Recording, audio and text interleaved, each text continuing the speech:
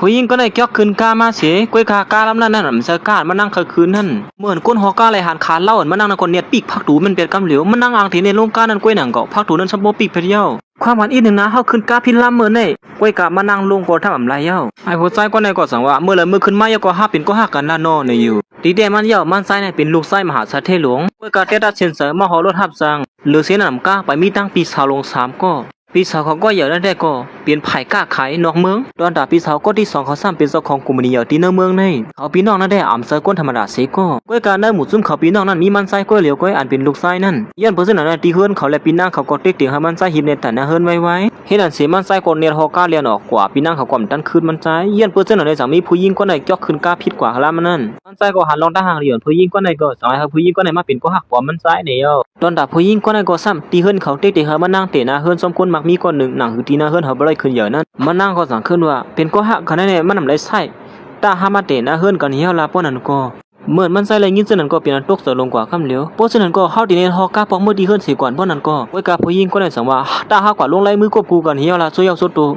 สั่งว่าปอกมือดีเฮือนเสียห้อมได้มีคนเตะหน้าเฮือนซ้อมนั่นแท้แม่เฮาติดเด็กๆเฮาเตะหน้าเฮือนซ้อมคนโกนึงหน้าเฮือนอาการเฮาเตะเข้มแลบนั่นไว้สิเขา2ก็ลงไรมือกบกูกันเหี่ยวตัวดีงามเหี่ยวก็เขาตั้ง2สั่งไรปอกมาดีเฮือนผู้หญิงก็ในแม่เขาก็บริหารมันนั่งมาเหี่ยวสั่งไรเต็กเตียงให้มันนั่งเตะหน้าเฮือนซ้อมไอ้ผู้ชายก็ในยันผู้ซึ่งนั้นเพราะว่ามันนั่งเตะหน้าเฮือนซ้อมไอ้ผู้ชายก็นั่นพ่อแม่เขาก็ได้เลยนักการซ้อมไอ้ผู้ชายก็นั่นกว่าในเย้าเหมือนมันนั่งไรยินเจอนั่นก็สายรัดในพ่อแม่เขาว่ามันเตะหน้าเฮือนซ้อมไอ้ผู้ชายก็ในกว่าเย้าในเยอะเหมือนพ่อแม่เขาเลยก็ที่นั่นเฮือนเขาเลยยินเจอนั่นก็เป็นอันตุกตุกเสือลงกว่าเมื่อว่าคือกว่าพอเขามันนั่งเนียดเปียดกับหน้าไอ้ผู้ชายก็ในกำเหลียวในอยู่ก้อยการมันนั่งอ่ำเขาปิดเครื่องมือตอนตัดดีเฮ็ดนาการพ่อแม่เขากว่านั่นเหมือนไอ้ผู้ชายก็ในเลยยินเจอนั่นก็เป็นอันสลัมขึ้นมาสีรัดขึ้นมาว่าเขาตีปันฟากสู้ไว้สู้เฮ็ดเจอนั่นแน่นาการสู้ก็เตรียมไรเข้มแหลมซ้ำเฮาเย้าวันปังป้อยมือพุกในตีเตะซ่ากว่าเย้าพ่อสของกลุ่มนี้เอานาการมาอาปันเฮาเตะหมู่ซุ่มสู้เตรียมไรเข้มแหลมพอซ้ำเฮาในสีปล่อยออกมือไว้เย้าตอนตาแม่เขาก็สอนให้เด็กๆให้มันนั่งเปียไอ้ผู้ชายคนไหนไว้ในเย้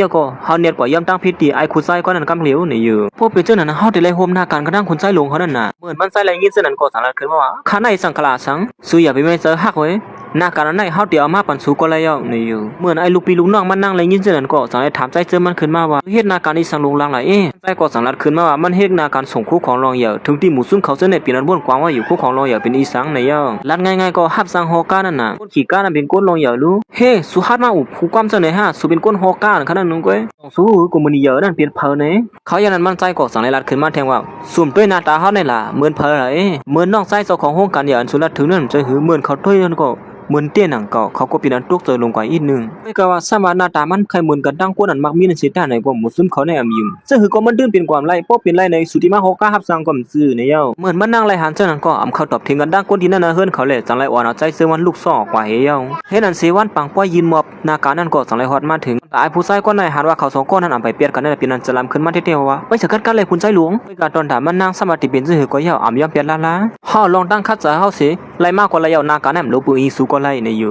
เขาอย่างนั้นไอ้ลูกพี่ลูกน้องมันนั่งก็หลังมันนั่งเสียเอาหน้าการมันนั่งคัดจะเฮ็ดมานั่นกว่ายินมอปันไอ้ผู้ชายคนนั้นอยู่เย้าผู้ชายคนนั้นถามว่าแก่ก่อนเนี่ยก้วยกามันมีพันดีสังในถึงเบียดนาการมันนั่งนั่นอยู่เย้าตอนถ่ายผู้ชายคนนั้นก็สังรัดว่ามันสามเสือกันทั้งสองของกลุ่มนี้เยอะนั่นนาขึ้นเขาเป็นคนน่าสามเสือกันในเย้าซึ่งคือก็นาการลองเยอะนั่นแต่ยิกมอปันเขานั่นก้วยมีบันมอปันพละในอยู่ป้อเคยเลยนาการนั่นก็จะได้มาเตะนาขึ้นจำเฮาก้วยเย้าในเย้าเขาอย่างนั้นสังไรตัดมาที่ปีนางไส้เจอมันก่อนเป็นเจ้าของห้องการเยอะนั่นลูกน้องมันนั่งสังไรมาลัดในว่าน้องไส้เขาเตะนาขึ้นเย้าในอยู่มันนั่งตึกส้มเสื้ออยู่นั่นก้วยหนังเก่าลูกน้องมันนั่งก่อสังไรลัดในก้นก่อนน้องไส้มันก่อเตะนาขึ้นซ้อมนั่นทุกทีเฮ็ดให้มันนั่งสลัมได้10จะลงขึ้นมากำเหลวยันปืนเสนอในมันนั่งก่อนเน็ตกว่าที่ปังป้อยนั่นหาตัวน้องไส้มันมาปิ่นจึงหือเต้ๆในทีอันถามตัวในอยู่เขาอย่างนั้นก้วยหนังเก่าก้นนั้นตัวถึงนาการนั่นก็สังไรฮอดมาถึงตีในผู้ชายคนในคนเน็ตเขามาหาคนนั้นว่าเอาหน้าการได้ยินมาปันสุข้ามันไส้สั่งว่าสุเป็นคนตัวถึงนาการนั่นในสงเสอหน้าการนั่นในเป็นหน้าการพาก็จะได้เข่งกันเสียวสุมาเอายินมาปันเป็นง่ายๆเจ้าไหนมันปิ่นเอียนมันเยอะฮะว่าลองได้ถือหูไม่เลี้ยงสุนเต้ห้อมหูซ้อมสุก้ว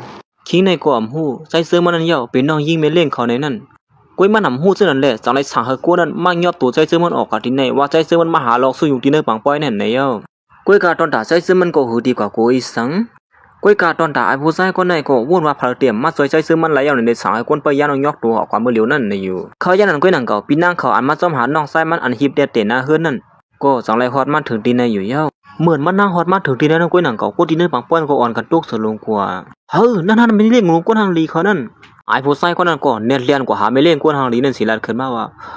เ ไม่เลี้ยงข้าผู้ชายคนไหนมาหาลองสุยุงดีเนอร์ปังป่วยเฮานั่นเขานะกวยกาไม่เลี้ยงความเขาจะโคความรัดมันใจจังไรไปเขามาหาน้องไส้มันกำเหลียวอยู่เย้าเขาอย่างนั้นมันก็จังไรมาลาตีน้องไส้มันนะเป็นศูนย์เลยเนาะมายาปังป่วยเฮาเนี่ยเปลี่ยนเฮาฉันผิดอย่าง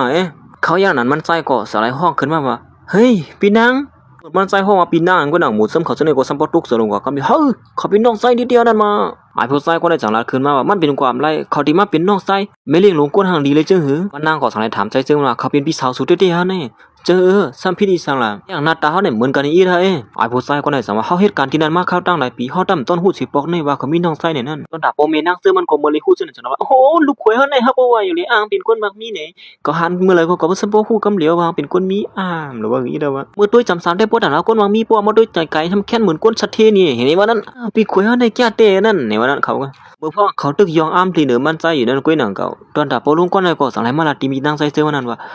วันว่าในวันตั้งนานได้ฮอตเลยปืนอิงกันกว่าเขาเย้าเขาได้นะปะนั้นปีนางเขาก็เขาสั่งสอนน้องไส้มันเลยลาขึ้นมาว่าเพิ่มเป็นปีนางสุไหลฮะบ่หือกนน่ะแล้วก็เป็นตุกเสือลงกว่าแทงกำหนึ่งฮึเขาเนี่ยมันจะน้องไส้ได้ฮะนั่นปะนั้นไอ้ผู้ไส้ก็ได้สั่งนั้นว่าอ๋อเขาพูดเยาว่าเขาว่าแต่เขาปลอมตัวเป็นน้องไส้ไม่เลี้ยงหลงก้นสัตย์เทนั่นปะนั้นไอ้ผู้ชายเป็นหลายนั่นจังไรขึ้นมาว่าโอ้มันได้ฮัตเต้เนาะที่มาปลอมตัวเป็นน้องไส้มาเลี้ยงหลงสัตว์เทนั่นในขณะการนั้นข้าหางเฮียน้อยปานนั่นเปลี่ยนชื่อพองคาลาด้วยเด็กคาลูหน้าการนั้นที่ยุกอาบนั้นมาอาบันข้าฮะคาลาในข้างเฮียในกึ่งเล็บดังข้างมือรวมกันในมือในมือพอละล่ะหน้าการนั้นในเฮาที่ยุกอาบันสู้ด้วยถึงในนั่นเขาย่านั้นมันนางก่อสันนิบเอามันนาการนออย่างอันเขามาหิมกันอยู่ที่เนื้อปังป้อยนั่นเสียยินมาปันนางเซิงมานั่นว่าสุขาไรนาการในจ่องเจอหือพอสุขาไรก็เปลี่ยนกันดังเขาเมื่อเหลียวในตอนเขาหันนางเซิงมันเปลี่ยนกันดังไซเซิงมันในว่านั้นไอ้ผู้ชายก็ได้จังอะไรขึ้นมาว่าไรคะนะหน้าการไม่เลี้ยงเขาในจะอ่านล่างลงตื่นล่างตั้งนำตั้งหลายยิ่งมาปันเขาปุ๊กปองเขาได้เต็มเป็นเอียนมันโย่เมื่อเป็นเผามาหันมาสั่งเขาเนี่ยโอ้ความปันอินขนาดไม่เลี้ยงเดี๋ยวในสุหัสมาเตตัดเซนเซอร์เตียนดังเขาอย่างไหนกว่าไอ้ผู้ชายก็ได้ก็สั่งว่าล้วนข้าเฮ็ดในโกตอนถากูมันนี้เขากุ้ยเขานะเด็กกึ่งเล็บแล้วนะการนั้นได้ก็เป็นผลไส้หลวงในกุ้ยเขาในขนาเขาในกูมันนี้เขาสัมปติล่มสวมเย้าติปันเขาเฮ็ดสังขารไม่เลี้ยงในก็สั่งว่าสัวเขาอำกึ่งเทิงในนั้นสู่กับหัวมือกับดังก้นถังก็สิลัดว่าเบิ่มกึ่งเทิงกุ้ยเยอะฮอดทางโอ้มันเจอนั้นขนาดมันเจอนั้นไม่เลี้ยงเขาก็สั่งว่าถามว่าห้ามหู้นี่ฮะลองสู่เฮ็ดอีสังไว้เป็นหลอกเป็นหลายนั่นซึ่งหนังสูนในก็เย้าเฮ็ดให้กูมันนี้เฮาเลยลุ่มสวมนั่นแต่ว่ามันได้กว่าสูงยาวหรือบอกการเย้าเย้ามันใจกว่าเฮ็ดมางานหรือบอกการเย้าก็คิดลิงเอาให้หาได้มารีบเขาออกซึ่งหือล่ะในข้าเฮ็ดการมาในข้าจะมากูซื้อกูไล่ตีรีบเขาออกง่ายๆซึ่งไหนก็เย้าค่ะฮะโดนลาดน้ำมาลากคองออกกว่าแล้วเฮ้ยดิเฮ็ดจังได๋เป็นเอียนมันนะเฮ็ดเป็นเอียนเป็นอันมือมึงเย้าก็สั่งไรมาลาตีทั้งซึ่งมันนั่นว่าหน้าการนั้นมีอยู่ภายหน้าสูนั่นเปียดผูบนหูนั่นเลยนะสุเปียดนั่นได้หน้าการให้เป็นตอนตาสวยว่าเด็ดตัดด้วยเลยว่าสุดที่เลิกหน้าการคือเรียกผูสุนให้ตอนตามเมย์เขาได้ย้อนตัวเพิ่มเลยเสียใจซื้อมันเยาเลยหันหน้าการให้มีไผ่นางก็จังเลยเจอลูกยี่มันเปียดผงไว้ปีเจอเปียดเลยนะหน้าการให้มันลอยอย่าตอนตาที่นั่นนะเฮือนเขาเตี้ยสังว่ามีหน้าการให้มาย่อยเขาได้เลยยืงเยอะนะในวันตั้งนานนั่นปีเขาอย่าไปหันถึงไอ้ผู้ใส่ความหูดีกว่าที่มากเลยสิที่เราหน้าการอะไรรู้ซุ่มขนาดที่นั่นปีนางใส่ซื้อมันก็ยุ่มว่าเขาในเป็นคนเจอนั้นเตะลงในอยู่ด้วยการมันนั่งหัวนางซื้อมันให้อ่ำเหมือนหนังคนที่นั่นนะเฮือนเขานั่นสิไอ้เจ้ามันสังนาปีนางเขาเรียนสุกี้นั่นชัวเขาสองก็เปียดกันเก้นั่นสุอย่าไปว่านั่นละอย่าไปรับนะว่าสุดที่เปียดก็ต้องเขาย้อนตัวเสียนใหม่อันนี้นั่นเขาอย่างน่ะนางซื้อมันก็สังเยี่ยวมาเสียนใหม่นั่นสิแต่ปีนางใส่ซื้อมันเตะวุ่นว่านางซื้อมันนั่นเป็นคนเหมือนซื้อหนังที่นั่นนะเฮือนเขานั่นในว่าเมื่ออย่างนั้นมันนั่งก็สังยี่บอกนาการลองเหยื่อนั่นตีปีนางใส่ซื้อมันเสียใจซื้อมันก็วุ่นว่านางซื้อมันเตะหันถึงลองนาการนั่นเสียย่อมเปียดกันตั้งมันใส่ในเย้าก็สังตีมันนั่งลูกยิงเอานาการไว้ในเสียเปียดไอ้นั่นละตอนด่ามันนั่งก็สร้างมาคาไลมันนาการนั่นสิตาก้อยกามคาไลมาซ้อมเลยลองทั้งไหนมันนั่งก็สังฉีกเปียดนาการนั้นลองเหยื่อนั่นสิกวยผีเปียดที่นั่นเย้าลูกยิงก็ให้อย่างนี้นั่นมาในเกี้ตอนด่าปอเขาก็เป็นอันสิไหลเตี้ยวว่าอย่างนั้นมันก็สังลาตีปีนางใส่เสื้อมันนั่นว่าสมาตินั่นนะเฮือนเท่าไหนอำเลยขึ้นอย่างสิตาไหนก็ก้อยกาถูกมันมาติ๊กติ๊งจังไหนห้อมเคยเฮ็ดซ้อมปกติเขามาติ๊กติ๊งซึ่งไหนนาการไหนห้อมเอาก็เลยเย้าเมื่ออย่างนั้นปอเขาก็สังอีกหลายวันมานังเมื่อเฮ็ดลองหยองอีสังหลันนี่ตอนตาใส่เสื้อมันก็สังลาตีนางเสื้อมันนั่นว่าเมื่อเลยมือสุ่มปล่อยผ้าเฮาเปียกนาการไหนเฮาดึงเดี๋ยวเอามาปานเฮาสู่ขึ้นก้อยไหนอยู่เมื่ออย่างนั้นมันก็สังลาตีปีนางเขาปุ้ยเลยกำไหนก้นก่อนคันลึกนี่เหมือนในเวลาตอนตามเมปาก้นหันถึงเงินนั่นก็สั่งว่าความบัดนี้นึงนะลูกยี่ห้อในมันกวางคิงเปียให้นั่นก้อยเขานั่นลองแหนมเสือลองตั้งเสือเขาคันนะไอ้ลูกปีลุงทอมันก็สั่งว่าสุหัสตอบเทียงขึ้นเมเลี้ยงหลวงตัวหน้ากูก้อนย้อนเปื่อไอ้ผู้ใส่ก้อนไหนก็เหลียวในนะเมื่ออย่างนั้นปีนางใส่เสื้อมันก็สั่งว่าเมื่อเลยเมื่อสุดท้ายเสือเชียงไหนเย้าก็แล้วว่านาการไหนก็คือลือตีไหนเย้าในอยู่เขาอย่างนั้นมันใส่ก็สั่งตีปีนางเขาเฮ้ยสวยเจอไหนไรนะนาการไหนไม่น่าเฮาหลูไรเนี่ยพอสุ่มปันมาเดมไรก้อยเฮ้สุหลอกเงินเท่าไหนกว่าเนี่ย ตอนตานั่งซื้อมันก็ย้อนปัวหัวเขาเป็นพี่น้องกันเลยจากนั้นที่ใช้ซื้อมันนี่จงสู้หัวเขาเป็นพลเนไปรัดคุกคำเสนอตีเขาเลยอย่าไปไม่เสือสู้เมื่อเลยเมื่อเขาลัดว่าคุกขอในที่เป็นต้นตาสูในก็เผาก็คัดความไรแล้วล่ะนางเขาก็สังนาติมันใจเพราะห้อมปานลูกสุดที่เหือเมื่อย่านนั้นมันใส่ก็สังนาหลอกเงือที่ปีนางเขาวัดที่กับสืบหาเมเขาในนั้นจงสู้หือเพราะเขากับสืบกว่าไม้พ่อในสุดที่เปลี่ยนซื้อหือในนั้นย้อนปัวเมเขาหักนอกไส้ไม่ได้ปีนางเขากลัวนอกไส้มันก็ถึงลัดเมเขานั่นแหละจะล้ำไปอยู่ความจ้องให้ซื้อไอ้นี่มาเอาแมวหลอกเงือเก่าดีดิมันก็สลายยอมซุ่มเสียเอาหน้าการนั้นยืนอาปันมีน้องไส้นั่นอยู่ยาว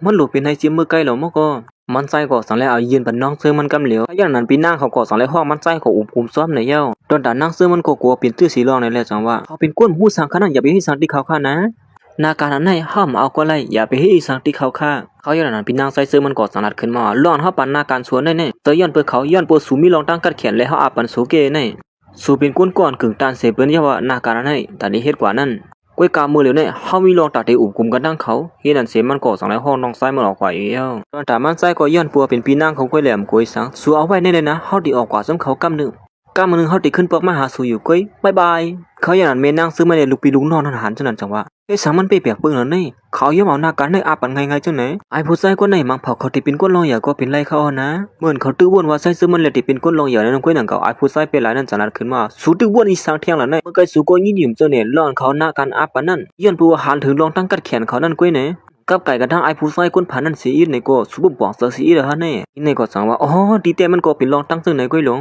เขาก็บ่พายอยู่แหละเป็นสารแล้วเขาฆ่าเปียดกันในนั้นย้อนปัวอ่ำฆ่าไอ้ผู้ชายคนนั้นมาสานเขาย้ำซ้ำลูกยิงเขาเนี่ยตอนได้ผู้ชายคนนั้นก็ตื้อลาเดี๋ยวทิกหน้าการนั้นติดเงินตั้งนำทั้งหลายนะป้อสุย่อมเตนะเฮือนซ้ำเฮาแต่เฮาติดซอยสูปกตองหน้าการนั้นกว่าสำคัญกว่าหรือสิเฮาก็อันเฮ็ดไรนั่นหน้าการนั้นมีเพลอเจ้า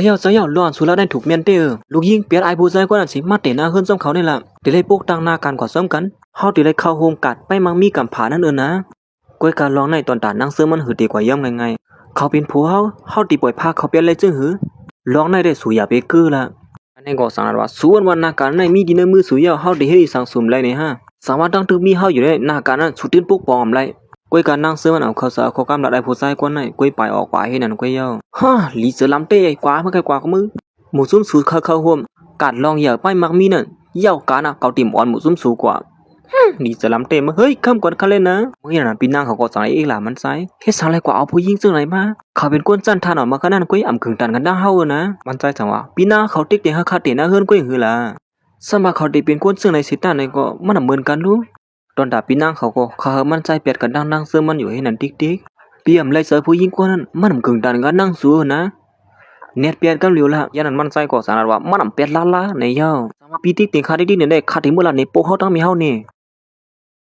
ตอนตาปีนั่งใส่เสื้อมันก่อนติ๊กเด็กเขาใส่เสื้อมันเปียกกันดังนั่งเสื้อมันไหนย่อก้อยการมันใส่อ่ำย่อมเปียกละใส่เสื้อนั่นได้เขาได้มือลัดเนี่ยมีเขาเนี่ยปุ๊ติ๊กติ๊กไหนติ๊กเด็กเมื่ออย่างนั้นปีนั่งเขาก็สารที่มันใส่ว่าเขาตีลัดเนี่ยปีนั่งหลวงเขาพอสุ่มย่อมเปียกกันดังผู้หญิงก็ได้เนี่ยเฮ็ดนั่นสิมันนั่งก็สไลด์ไปออกมือให้นั่นย่อเฮ้ยเย็นเอ็มได้ก้อยเขาอย่างนั้นก้อยนั่งเก่านั่งเสื้อมันก็สไลด์ออกมาหาแมนเสือเฮ้ยเขาให้สังที่สุดละนี่อย่างนั้นมันใจก็สั่งว่าสุยาเป็นไม่เสือหรอเขาเป็นปีนั่งเขาเกนั่นสมัยมันใจละเนี่ยอยู่สิตาในก็นั่งซื้อมันอยู่ลามันใจอุบลงก้อยเนี่ยอยู่เว้ยอย่าไปอุบซื้อในเยอะละซื้อก็เยาสุเป็นผู้ก่อนเขาสร้างมาเขาก่อนติ่มปล่อยเขาสุเลยมีลองตั้งหยับก็เร็วซื้อในก็ตั้งนั้นเข้มเรียบเยาตัวลิงงามเยาสองเซอเยาห้องก็โป๊ะจนก็มือจมเขาเลยนะเห็นนั่นเสียมันใจก็สลายอ่อนเอานั่งซื้อมันมาตีเฮือนเขานั่นเฮ้ยนี่เป็นตีเลยล่ะนี่มันนั่งก็เมื่อไรหันซื้อนั่นจังไรที่ใจซื้อมันวะ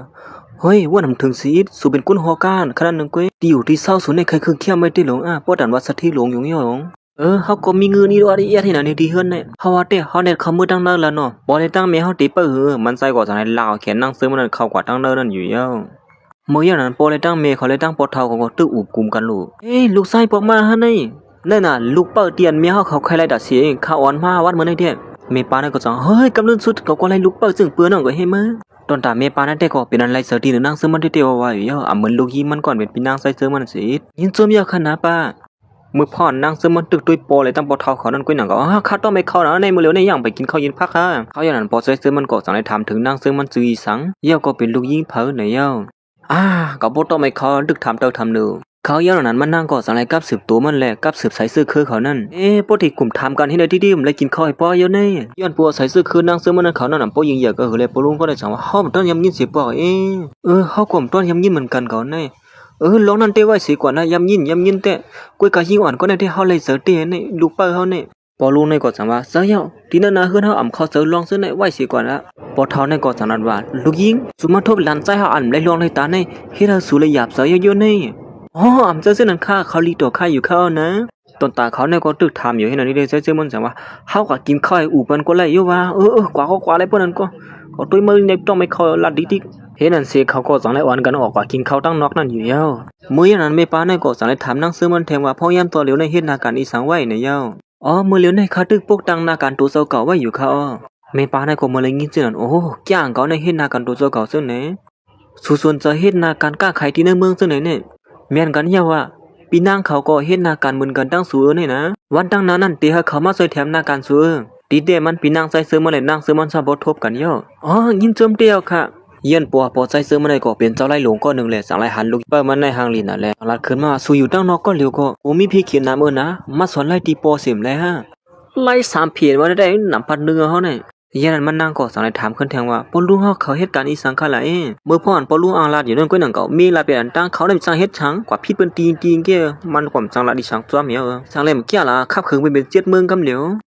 วปอลุงในก็จังละดีลูกเปิ้นว่ามาฝึกซ้อมปอย3ปีเนี่ยเอาเป้เลยกวนนั้นกัดแขนสิเปิ้นตีนเวียงในกว่าเนิ่นตอนตานางซื้อมันแต่วนว่าปอเมใส่ซื้อมันเป็นคนอุบลงก้อยนั่นแหละจังละให้หยังปอเมสู่เป็นคนรัดความซื่อไหนได้ล่ะเนาะเฮาถามว่ามีสู่ก็เหลวก้อยนั่นรัดความซื่อไหนแน่ก็ยาวเขาเลยปันเขาอุบให้เรากินข้าวละมื้อเหลียวในเฮาว่าได้อย่างนั้นปอเฒ่านั้นจังนั้นว่าปอสุ่มเขาสอนไล่ซ้อมปอเนี่ยก็มาสอนไล่ซ้อมปอเฒ่าได้เลยนะปอเฒ่านั้นได้ก็อำสอนไล่อีสานน่ะก็ไปหมอยาในคือเข้มนะอำป่วยเลยสิ3ปีสุดที่ได้กัดแขนหรือสิผู้ชายกว่านั้นมันก็เป็นเกี้ยนน้ำลงกว่ากำเหลียวย้อนปัวผู้ชายกว่าปอเฒ่าลัดถึงนั่นก็เป็นก้นกัดแขนมีชื่อเสียงพยศยานั่นหมอยาลงไปปันเก่าก้นนั้นเป็นชื่อเสียงอย่างเฮล่ะนั่นสังเลยเขาซึ่งให้เป็นก้นยิงเหยื่ออะไรเฮาได้มาอำนั้นก็เขาอุบผัวฮะตัวเขาย่ำนั้นมันนั่งก็จังได๋ถามใจซื่อมันแทงคำนึงสังก้นดีเด้อนะเฮือนสุนนี่ลัดเขากำเหมือนในกูก็ล่ะกาเตียนเขาลัดขึ้นมาซื่อนั่นขอมเสือละเล่นๆลองเต้มันหลายๆกวยนั่นสิแม่ป้านั่นจังได๋ซกขึ้นมาคู่ของอันนึงในเป็นคุดตอนอันหาทบกันเป็นบ่อนตั้งสุดนะแม่ป้ามหาสะเทลงในมือเลยทบหันลูกว่าบ่อนตั้งสุดนั่นจังได๋เอาสายคออันนึงอัปปานี้อ่อนนั่นสายคออันได้ตั้งพี่น้องกับห้องซะหือเต็มหูเปิ้นชุบแขนคั่นนั่นนี่อันนี้เป็นเวียนเสียงเขียวหือล่ะนี่ฮีอ่อนในสังรัดว่าอันนี้มันมีกาคันนำหนาล่ะค่ะไม่ไรเขานะว่าลุงในก็สังรัดที่ลูกป้าเขาว่าฮับไปละจะยาว่าผู้หญิงเสื้อหนังสูเกี่ยวตั้งหางลีหางเล่าก็หลุดซื้อจังไหนแน่น่ะพอลุงก็มีคู่ของอันนึงมาปั่นสู้นะอันนั้นได้ก็เป็นอันหมัดหูอันคือแค่มื้อนี่ก็บ่ค่อยต้องอันในซื้อมาหือกมโหให้หึงเอากว่าเฮาละเขาอย่างนั้นก่อนเป็นปอทอเขาก็อำเขี้ยวหนังเก่าสังได้จุกออกมายาอันคือแค่อันนึงย้อนปัวมันเป็นหมอยาลงคือแค่แลยาอันมันเฮ็ดไว้นั่นปัวกินกว่าเฮาในลวงคอกว่ากำเหลียวในเฮายาอันไหนเพราะว่ากินข้าวกวาดป้อนในสึงจังไรล่วงคอกว่ากำเหลียวนะเอาไว้เลยยิ่งอ่อนลันเปิ้ลเขาตอนตามันนั่งก็สังนั้นว่าข้าแบบไรเด็กๆเขานะเมื่ออย่างนั้นใจเจอมันก็ขาดน้ำยาเหลวจังไรกว่าเอามาโคตอนตีโปเมเขาเลยตั้งปอเท้าเขานั้นมาปั่นนั่งซื้อมันไว้อยู่เย้าเอาไว้ละมันนั่งก็จังให้จึงหือจังนั้นปอซึ่งนั้นก็ยิงโจมตีปอเท้าเลยปอเลยตั้งเมเด็กๆเขานะอย่าไปกินเสือหรอเขาก็เป็นคนหื่นเหลวกันเย้าปอซึ่งนั้นก็ขำอันหนาเพียวม้วนเย้าเมื่อนั้นก็กวยมันนั่งอ่ำหัวคู่ของอันไหนเป็นคู่ของอันมีกาขันน้องเต้ว่ากาขันเป็นไร10 ล้านไหนนั่นอย่างนั้นมันนั่งสามารถถามใจซึ่งมันร้อนพ่อแม่สุราทั้งปีลองเต้มันอยู่ฮะซึ่งหือก็เย้ากาขันมันไม่ก็หือก็ไว้เสียก่อนละกวยกามันเป็นน้ำใสเขาเลยเฮาเดียวไว้นะอย่างนั้นมันใจก็สังละตีนั่งซึ่งมันว่าสองสู้หือคู่ของนี่มีกาขันนะเก็บซิไม่ลีเลยแต่นั่งซึ่งมันเตก็วนว่ามันมีกาขันไปเสือกวยไหนเลยจังเนาะอย่าไปไม่ซะเฮาตึ้นเก็บไว้อยู่แล้วล่ะคู่ของอันพ่อแม่เลยตั้งปอเท่าสุปันไว้นั่นไอ้ป้าในก็สังละตีอ่อนนั้นแทงว่าสู้ก็เฮ็ดหน้ากันไปมักมีเหมือนกันปีนางเขาก็เฮ็ดนาการเหมือนกันตั้งสูในเฮาที่ห้องเขามาสั่งสอนสูนะเมื่อพ่อนางซื้อมันอ่างที่มาลาดอยู่ด้านก้อยหนังเก่าใส่ซื้อมันก็สังลัดขึ้นมามีห้ำโลละถือว่าคนก่อนนั้นสอแมวฮู้ข้าหือเมื่อไกลได้นะกูมื้อนี้อีสังก็ขับป้อลืมมันแน่มันใจลาดนั่นได้ก็เป็นปีนางมันนั่นเขาลาดว่าเฮาคาได้ตั้งมีคันได้เปรียบกันในเขาว่านั้นเขามาถึงซ้อมอีกเด้อเฮาเตนะซ้อมกันในคันนะลัดง่ายๆก็มันใจมาถึงลัดในเมเขาหลอนปีนางเขามายากเก้าในเกกลางเขานั่นมันปวดเหลือนะบ้องปีไหนได้มื้อเนี่ยว่าเมเขาก็สันว่า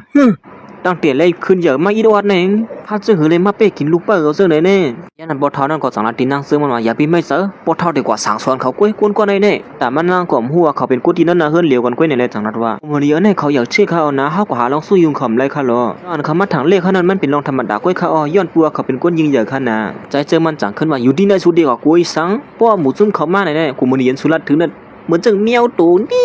่ไหนเกเมื่ออย่างนั้นก้อยหนังเก่าปีนั่งเขาก็สั่งไรฮอดมาถึงที่ไหนชัวฮือก็เมื่อไกลแน่บาแทงกำรู้มาซ้ำถึงซื้อเขาในแดกย่าเนาะเมื่ออย่างนั้นมันซ้ายก็สั่งเราเฮ้ยปีนั่งเขามาเยอะมีน้ำมันสั่งเราสู้ในอย่าไปว่าเจ้านั่นไหนเขาเพราะว่าสู้อยู่เยอะเมย์ได้บทเท่าก็สั่งไรต้มขาหอให้อย่างไรมันนั่งเอาเน็ตคุบเข่าลงกำเหลียวเนาะเฮ้ยเฮ้ยหานั่นมาเขาอย่างนั้นมันซ้ายก็สั่งไรจีนาปีนั่งเขาย้อนปัวอยู่ภายหน้าพ่อแม่เขาเลยเป็นคือไว้หรอครับเนี่ยไอเนี่ยมึงมาฮัดมาถึงลาดโปเมเขาซึ่งหน่อยฮะปีนั่งเขากบปีนั้นจะล้ำไปอย่างเก๋มืออย่างนั้นได้ก็ย่อก็สั่งให้แกลุกขึ้นมาเสียแล้วคว้างปันอินหนึ่งขนาดเขาคว้างพิษเขาในคว้างใหญ่ๆรวมๆเขายันออกไว้เลยมันทุกสุกเหมือนเลยมันก็หลังลักแขนลูกน้องมันออกกว่าแทงให้นั่นเยอะตอนนั่งซื้อมันได้ก็ปีนั้นบ้วนกว่ามันอยู่เฮ็ดสั่งอะไรไม่เลี้ยงลวงสักทีนั่นที่อย่างมาคุบความน้ำใบอยู่เฮ็ดนั้นเฮ้ยมันปีนลองตั้งอีก2เด้ๆเนี่ยถึงที่เขามาคุบเขาให้นั่นมาโอ้เมื่อไกลเขาละเขาคล้องผิดหนึ่งล่ะเขาก็ย่อมตั้งผิดไปคล้องผิดก็ย่อมเฮ็ดบ่เป็นตันในฮะในหม่ำซะโยปานนั้นจังว่าโดเขาเสือเขาซึ่งนั้นหามากินข้าวนี่เขาพักเด็กกัดหมดเอากำเตะลองสู่2ก็แต่มีลูกมือละในบ้วนไว้ฮะมันใส่ตึกกินน้ำอยู่นั่นก้อยหนังก็ถึงที่ซับบ่เกียนน้ำลงไว้เฮ็ดนั้นโอ้ลองในมันไว้น่ะป่นเขานางซื้อมันก็เป็นอันลีอายไว้อยู่เย้าเขาก็จังว่าเซิร์นเต้งก็มันไว้เต้งก็นะลองในเฮาถุงลีเฮ็ดไว้ปังแขกเสียก่อน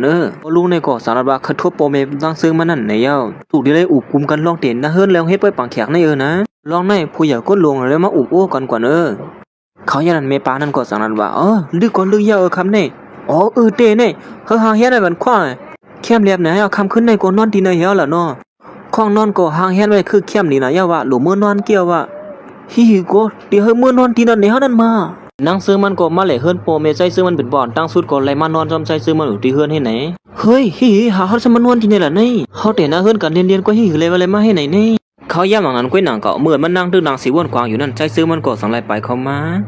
เฮ้สุดที่ให้ดีสั่งละนี่ใจซื้อมันก็สั่งว่าเฮาลงไล่มือกบกูก่อนเย้าจังที่ให้ดีสั่งละผมมีอยู่ซ้ำกันนี่เฮามานอนจำกันเหี่ยวละป้อนั้นก็ย่านนั้นนั่งซื้อมันก็สั่งไล่ผ่ามืดไล่อันเกียมให้นั่นเหี่ยวเฮา2ก็แต่นะเฮิรนกันถูกแม่นจำพักเพิ่นเหี่ยวเป็นสั่งไล่สู่แฮมเฮาซึ่งในละนี่เฮาก็แต่นะเฮิรนจำกันเรียนก้อยรู้หลอนเฮามาที่ไหนวันมื้อนั้นยันปัวเฮ็ดปันตอนตาบ่เมสุเก้นี่สู่สมาบ่นจังได๋ที่เฮา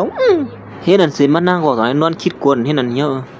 เอาสู่ว่าแล้วป้อนั้นก็บ้านเฮาตินะเฮิรนกันเต้ๆก่อนมาฮู้ลวงเขากว่านอนก็นอนเหี่ยวกว่าเฮ็ดอันเสร็จถึงกลางในเมืองแรงมาโปเมเขาเตะเปิ้มเฮาตัวอยู่หน้าพักตูนั่นเย้าจังดูอันในเข้าในย่อมไปลูกมาในมาโอ้มาอยู่นี่ทั้ง2ก็สั่งไล่ไปออกมาแม่ปานั่นจังนั้นว่าลือเสือคำว่าในปีนึงฟังล่ะนอนเข้มมาเข้มนะคะนอนรับลีนะคะลุงในก็สั่งว่าวนมาเป็นเฮือนตุเจ้าเก่านั่นแหละอย่าไปกินกินซอยสังหามาหากว่าสัดใส่เที่ยงวนมามีเขาได้กินเอาก็นวดเอาก็ลูกมากินเที่ยงให้แน่กินข้าวแล้วได้ไก่เตะยินส้มถึงปวดเท้าเตะเขาเอานะหลวงยินส้มมาสัดใส่เขาแทงนะพวกนั้นก็เขาย่างนั้นก็นั่งเก่าเสียงพวกมันนั่งก็สั่งไล่ล้างขึ้นมาปงล้างหาพงกำคันนะเหมือนมันนั่งไล่หาพงก็เป็นอันตุกเสือลงขึ้นมากำเหลียวว่าคือกว่าตอนด่าแม่ปาก้อนเป็นเมใจซื้อมันก็สายตุกจะลงขึ้นมาซ้อมมันนางน้องตั้งอีสังนั้นชูมันนางก็สายลัดในก็ว่าเขาห้องพวกเอาเขามาสิปืนเขาก็ว่าตีกือลือลงโฮมนาการตั้งเฮาในว่าเฮาตึกไหลมานาการดองเยอะอันเขาตึกอาปันเฮามือว่านั่นก้อยบ่เป็นซื่อนั้นเฮาได้เฮ็ดกว่าแทงในหยาบแม่ปานั่นจังนั้นว่าลองคันได้1ก้อยเฮาได้ส่งก้นกว่ากิริตปันก้อยลองในแน่เขาย่านมันนางก็วนมาแม่ปาเขาในมีสังในแกยินส้มถึงแม่ปาเฮาได้ค่ะก้อยการลองในแน่อำซะง่ายๆค่ะนะโมยาปันเก่าก็ในเขาเป็นคนชื่อเสียงลือหลังเขาก็มีเขาได้ขยับไว้เอาลองในยันผู้เจ้านั้นเฮาก็ได้เฮ็ดลองซ้ำเสยกันนั้นเขาไว้ก้อยกับบ่เป็นจังไหนมาได้ขยับไว้มันนั่งก็สังลัดว่ามันตีเนียดกว่าตีปางอันเขาปืนเขานั่นป้อมซื่อนั้นได้กุมณีเขาเลยนาเฮือนเขานั่นตีลู่ซู้แปดในเย้าเฮ็ดนั่นเสมันนั่งก็สังเนียดไปออกกว่าตีปืนเขาในกำเดียวอยู่เย้าเขายันใจซื่อมันก็สังลัดว่าหมอก็ได้เหมือนเฮายามยินทีละสองมันเป็นลูกน้องตะเป็นสลาเฮาอันเพชรกันอย่างได้ลวงสิสลาเฮาดื้อบอกกว่านั่นหือล่ะเมื่อเหลียวเนี่ยเขาไม่ให้ทางลานเปิ้ปท้อหยับซะเนี่ยตีเหือเขาได้ก็บ่ได้ฮู้ซะนั่นเฮ้ยปิดมันในเฮาได้มาบ่เป็นไหนลองกว่าเป็ดกว่าเรียนเพื่อนนั้นได้ก็ไว้เสียก่อนวันเมื่อได้มาเฮ็ดหลานเปิ้ก็เลยหยับซะเจ้านั่นได้เขาดิสั่งสอนมันก้อยไอ้ตะเป็ดยอกนั่นแหละไอ้ลูกพี่ลูกน้องนั่งซื้อมันก็สั่งที่หมอยานั่นว่าเฮ็ดสั่งแล้วเฮาตึกไรมันนาการยองอย่าก้อยไปสั่งไรมันตัดขาดเฮาจังไหนค่ะล่ะขี้หมอยาปานเก่าก้อนเป็นตะเป็ดปอเท่าใจซื้อมันก็ถาหางไรลัดน่ะนาเฮ็ดเสร็จแล้วผมบ่ได้สูได้เรียกๆก่อนก้อยปอคือเฮาคือลือได้ร่วมสมห้างสังว่ามีเฮาไหนหน้าการนั้นสุดไล่มานั่นก็เลยลองไล่ตาสังดิลู่ซุ่มเบียดหลายๆเส้นนั่นก้อยโอนังซื้อมันก็สลายมาย้อนต้องปั่นไอ้ผู้ชายกว่าไหนว่าปั่นเขาย่ำเขาแทงกำนึงในอยู่เฮาก็บ่ละเดียวรู้พอเจอเขาแค่มเตะหน้าเฮือนจะเมาเฮาดิตบเตี้ยนเฮาอะไรนี่เขาย่ำหนังนั้นก้อยหนังเก่านั่งซื้อมันก็สังไล่ฮอดมาถึงที่ในมีปาในก่อนในลาเราขึ้นมาคำเหลียวลูกยิงเมื่อมาก็เมียนเขาย่ำเดียวมอยาลงในเขาติกือลือลงโฮมนากันกันตั้งเฮานะมื้อเหลียวนี่มันนั่งก็สังถามว่าเป็นสังไล่อยู่ๆซ้ำกือลือลงโฮมนากันกันตั้งเฮาซึ่งไหนง่ายๆค่ะล่ะร้อนเฮายืนมอปันสุมบ่ค่าได้เรื่องอ่ะแบบเป็นโปหันเจอก่อนค่ะฮะย้อนปัวหมอยานั่นไอ้ผู้ชายก็ในเฮอมันมานั่นแหละสังนั้นว่านั่งซื้อมันละจื้อก็ตื่นแล้วล่ะ ไอ้ผู้ชายคนนั้นเด็กกำแถมมันเขาเป็นมอยาปานเก่าอันมีชื่อเสียงลือหลังเสเปิ้นนั่นในเย้าอีสังก็ที่เขาเป็นตีตึงปังไผกล้าขายนอกเมืองพุ่นแหน่ฮะนี่คิงในก็สังนัดว่าตาที่เข้าโฮมซุ่มเปิ้นกล้าขายนอกเมืองนั้นเฮาตั้มไปเลยเข้าโฮมนอกในเขาเนี่ยง่ายๆเต้นนี่กับสืบปันมอยาหลวงนั้นตั้งหลายหม้อไอ้ในเด้งง่ายๆหงก้วยกาหมูซุ่มไผกล้าขายนอกเมืองกูนั่นยิงเหยื่อเสียเปิ้นนั้นได้ก่อมสะพางนังเก่าเป็นปีนางหลงไซเจิงมันนั้นก้วยหนังเก่าตอนตาไอ้ผู้ใส่ก็ได้แต่อันไปเลยเข้าโฮมอีสังก้วยลัดแหวนตั้งให้นั่นก้วยอันในก็ตึกดาวดอกที่นางซื้อมันเฮาป้อลันในสู่อยู่เย้าป้อสู่เฮ็ดซื้อไหนเฮาติเฮ็ดเฮานาเฮือนสู่ร่วมสวมเปียดไหนตอนตาแม่เขาก็ตึกลาติลูกยิงมันนั่นเฮาย้อนน้อมดีไอ้ผู้ใส่ก็ได้เสียย่อมหันตั้งพิษในอยู่สว่าเฮาซุ่มหมอยาลงก็ได้กว่าเย้าในเฮาติเฮ็ดซื้อหือกว่าโฮมนาการลงเย้าล่ะมันนางขอสั่งถามว่าสุขเปลี่ยนซื้อหือเด้ๆล่ะถือเตรียมเฮ็ดเฮาเลยหยับซื้อไหนแน่ลอมันแดมหยับสังง่ายปีเจอสุก็มาเตนะเฮือนจำเฮานั่นยึงสาวสุมายอมอยู่ซ้ำเฮานั่นแต่เฮาติวนด้วยกว่าร้อนที่ซอยแถมหน้าเฮือนสุนั่นเมื่ออย่าไปกือล่ะอย่างนั้นไอ้ผู้ชายก็ได้ก็คู่ว่านางซึ่งมันมีผัวอย่าก็ตึกเฮือนนางซึ่งมันเตนะเฮือนจอมันอยู่เฮ็ดนั้นอย่าก็เอาหน้าการคือแค่มันมาอาปานมันได้ว่าเฮ็ดอะโยมีตังอะว่าอันนี้จักกันว่าพี่เนี่ยพร้อมจะเขาจำกำเดียวค่ะเลยลองไหนเป็นข้าวยามหลีตอนตาเฮาเขาในสามซื่อนั้นได้หน้าเฮือนเฮาลู่ซุ่มกำเดียวว่าปอเขาก็สั่งให้เอกหลานมันนางตีปล่อยเฮาหน้าเฮือนเฮาลู่ซุ่มซื่อไหนฮะเมเขาก็สั่งนาทีมันนางไว้สิมอยากก็ลือลงโฮมนาการเขานั่นตื่นล่างเขาได้โต๊ะปักคิดลงมาดังขานเงินเมืองมันมาเหลียวนั่นในอยู่มีเขาก็อันที่ช่วยเทียมเฮาอะไรนั่นพร้อมเสริมเขาเฮาละเขาอย่างนั้นมันนางก็สั่งลาตีมอยานั่นว่ายุ่มซะเฮาเขาเลยสำหรับมีเขาสิตาในก็เฮาควายแต่ที่เขาโฮมซ้ำกว่านั้นมักมีกล้าขายนอกเมืองนั่นตื่นไล่อยู่กว่าเขาอย่างนั้นไอ้ผู้ชายก็ในก็สั่งได้เคยโขศิลาดขึ้นมาว่าเฮ้อสู้ว่าสู้เบียนเผอที่เขาโฮมซ้ำไรในนั่นสังว่ามีเฮาแน่ๆนาเฮือนเล่นนาการสุดนั่นตื่นร่วมสมห้างบ่ด้วยลำยุ่มเขาขี้หมอยาในก็สั่งว่าป้อมีมันใจแถมป้อในซึ่งนั่งซื้อมันตาที่ขึ้นอยู่ดังวันเมื่อนานนั่นได้มีละล้าในเยาตอนตาเขาสองก้อนในก็มาติ๊กเตียงเฮนั่งซื้อมันอยู่นาการคือเข้มนั้นอาปันเขาในอยู่เฮ็ดจังเลยลูกยิงร้องในเป็นตื้อตั้งดีตอนตาเฮาในอย่าไปเฮ็ดจังได๋ลูกอ่ะสุ่มเตนะเฮือนซ้ำเขาจังได๋สุติมุงว่าไอ้ป่วนผันนั้นมาช่วยเทียมสูในกว่าก้อยกาซื้อหือก็เยามันนางก็ยอมปล่อยเป็ดใส่ซื้อมันจังลัดขึ้นมาคนในเฮาเลิกมาเยาเฮาเตรียมปล่อยเป็ดเขาไอ้เป็ดหลายนั่นก็จังลัดที่นางซื้อมันว่ามื้อละมื้อสุเตียดาจังไหนก็หางแฮนลู่ซุ่มละกำได้แท้เฮาได้นับ1ถึง3ก้อยบ่สุ่มพร้อมซ้ำเฮาได้แท้ตอนตาแม่เขาในก็อำเป็นเจลูกยิงเขาสิก้อยเจ็บเตียงเฮาลูกยิงเขาเตนะเฮือนจ้องไอ้ผู้ใส่เป็ดหลายเวลาดิกๆย้อนปัวคาไลเงินไว้นั้นสวงเยาน่ะพร้อมจะเรียกว่าคาเลปีเมื่อยามนั้นตอนตามันนางก็อึกนึกเสคำเซออยู่นางเก่าไผนึงก็เป็นหน้าเฮือนมันนางเพราะว่ามีเฮาตั้ง2ก็กำแถมสุดได้อย่าไปกือละนาการสุดนั้นมือพรมันอ้างที่ลูกซ่องนั้นก้อยหนังเก่าใจเซิงเขาก็จังได๋ฮอดมาถึงที่ในใจเซิงมันก็จังได๋อ่อนปอทอเขามาที่ในย้อนบัวปอทอเขาได้เป็นสละไอ้หมอยาเป็ดหลายลงนั้นสู้เฮาอ่อนพลมาที่ในกำหูโอ้สละเฮาหั่นนั้นเหมือนนางซึ่งมันเลยหาจังนั้นจังถามใจเซิงมันสุมาให้สั่งที่ไหนล่ะในเฮาก็มาช่วยชูนั่นยึงนะตอนตามันนางก็ย้อนปวมหัวปู่ใจเซิงมันนั่นเป็นสละไอ้หมอยาเป็ดหลายนั่นมันไม่ลงสุกซักกันน่ะสุปอกมือละเฮาว่าแต่อ่อนปอทอปอกมือเลยนะปอทอนั้นสั่งขึ้นว่าอย่าไปไม่เสือสุมาเตนะคือสำหรับใจเฮาตื่นตัวเติมชูเยอะวะปอทอที่สั่งส่วนเขาก้ยเมื่อน่ะไอ้เป็นไรนั่นก็นั่นแต่ฮู้ซักปอทอนั่นได้สั่งนั้นขึ้นว่าเมื่อวานเอาคนเฒ่ากลางย่อยก็เนี่ยเมื่อวันมันติมาสวยอีสังแลอย่าไปลาดนะอันไหนบิลอกไล่กำนึงสู้สุยเยาในนั่นไอ้ไหนก็สั่งไรว่าใจซึมมันสูนั่นแหละกว่าสมควรบ่ได้ปุ๊ดเปียมพาดลงผัดได้ลงย้อนบ่สูเลยเนี่ยเฮาได้โฮมมือกันนั่งเปิ้นน้ำไรเนี่ยเมื่อเร็วซ้ำไปอ่อนคนเฒ่าลงมาจังไหนวนว่ามันดิสวยเทียมอีสังไรเที่ยงตอนตาไอ้คนในก็สั่งลาอยู่ที่มือเร็วนาการสู้สู้เมียวเขาก็ตาดีขี้แล้วก็ใครเป็นหยาบก็ได้ลาดเนี่ยสู้เฮก็ว่าได้สุปังกว่าให้กว่านางเปิ้ตั้งละก็ว่าเว้เมื่อนั้นก็กึ่งเลียบเฮก็เนี่ยนะตอนตาเขาซึ่งในกล่อมฮู้จักก่อนเป็นบ่เฒ่าใส่ซื้อมันนั่นแหละ2อันก่อนเนบันใส่ซื้อมันได้โพลีกินเอาอีเด้อนางซื้อมันก็สั่งว่าลองตุกข้าลงซึ่งไหนๆสู้ใจแถมห้ำไรหรอเป็นสังเฮาติเกลีเท่าก็แล้วก้ยเพราะว่าเขาตัดขาดกันตั้งหมู่ซุ่มเขาจังนั้นแหละกูมันนี่มันนางติลู่ซุ่มเป็ดหน้าเฮือนเขาก็ติล่มสวมในนั้นใจซื้อมันก็สั่งละอยู่ว่าสู้อย่าไปไม่เสือลองในเฮามีอยู่ในเป็นก้อยไอ้ในก็สั่งละดีใจซื้อมันว่าก็ว่าได้เมื่อในมันหย่องก้อยว่ามาอุบผูอุบร่วมให้เนี่ยสองสู้คือหมอยาก้อนไหนเขาเป็นหมอยาก้อนกัดแขนสิเพิ่นที่เมืองนั่นไผจังไหนเนี่ยเผาตีขี้เขียงคอมไล่ล่าก้อยไอ้ผู้ชายมันก็ได้หัวหมอยาก้อนมันละถึงอยู่นั่นเป็นตะเป้ปอเฒ่าใจซื้อมันขนาดนึงก้อยหรือสินั่นนำก้าไปเป็นตะเป้อันไหลลวงป้าเทียงก่อนทอนก็จังว่าเมื่อไปคุกเข่าเทียงข้างในเมื่อหันก็บ่มีดีแนวเฮ้คิงเท้าเนี่ยเปลี่ยนเผอเนี่ยฮัดมาเอกหมอยาหลวงเฮาจังไหนสูนว่าสุดเท้าอย่าฉุดได้ยิงเยอะเลยว่าตอนด่าไอ้หมอยามได้ลวงนั่นแต่จังได้คุบความน้องใบไผ่นาปอเฒ่านั้นกำเหลียวเฮ้อเมื่อหิหือนั่นมาเหมือนเขาเลยหันจนกูอ่อนกันทุกจะลงกับห้องเผงมันสู่เหลือกเลียนเปิ้นมาตีนึงเยี่ยวตีนึงเนี่ยก็ผมบาอย่างเมื่อก้อยกับมือเหลียวเนี่ยเมื่อมาเฮ็ดเหินลานเปิ้ก็เลยหยับเสือเนี่ยก็ปอปิ้งปอเสืออีดมั้ก็สั่งสวนเมื่อมาในเมื่อต้องหีดฮะไอ้เนี่ยก็สั่งว่าความวันอีนึงค่ะสละไว้บรรอาสาขาอีนึงค่ะนะเสื้อใครให้สั่งก็ขาดที่เฮ็ดกูซื้อกูลองคามือเหลียวเนี่ยไอ้นั่นก็สั่งว่าเฮ้อหมอยากัดแขนเป็นสันก็คุกเข่าต่อหน้าต่อกลางย่อยเนี่ยมา คนเฒ่าก็ในมันเป็นเผาที่เตนี่มาคนที่ความสนิทก็อ่อนกันทุกอกทุกเสือรู้ฮะเผามันอยู่เย้าเมื่อเขาเลยหันว่าหมอยาก็ในคุกเข่าต่อหน้าปวดเท้านั่นก็เป็นทุกทุกเสือรู้ขึ้นมากำเหลียวเฮ้ยปวดเท้าได้เป็นเผาที่เตนี่มาเขาอย่างนั้นมันนั่งก็สั่งเลยถามใจซื้อมันว่าหมอยาก็ในเป็นตะเป้ปวดเท้าสุดเตฮะนี่มันใจก็สั่งเลยเนี่ยว่าหมอยาก็ในจังอีสังปวดเท้าลืบออกก่อนนั่น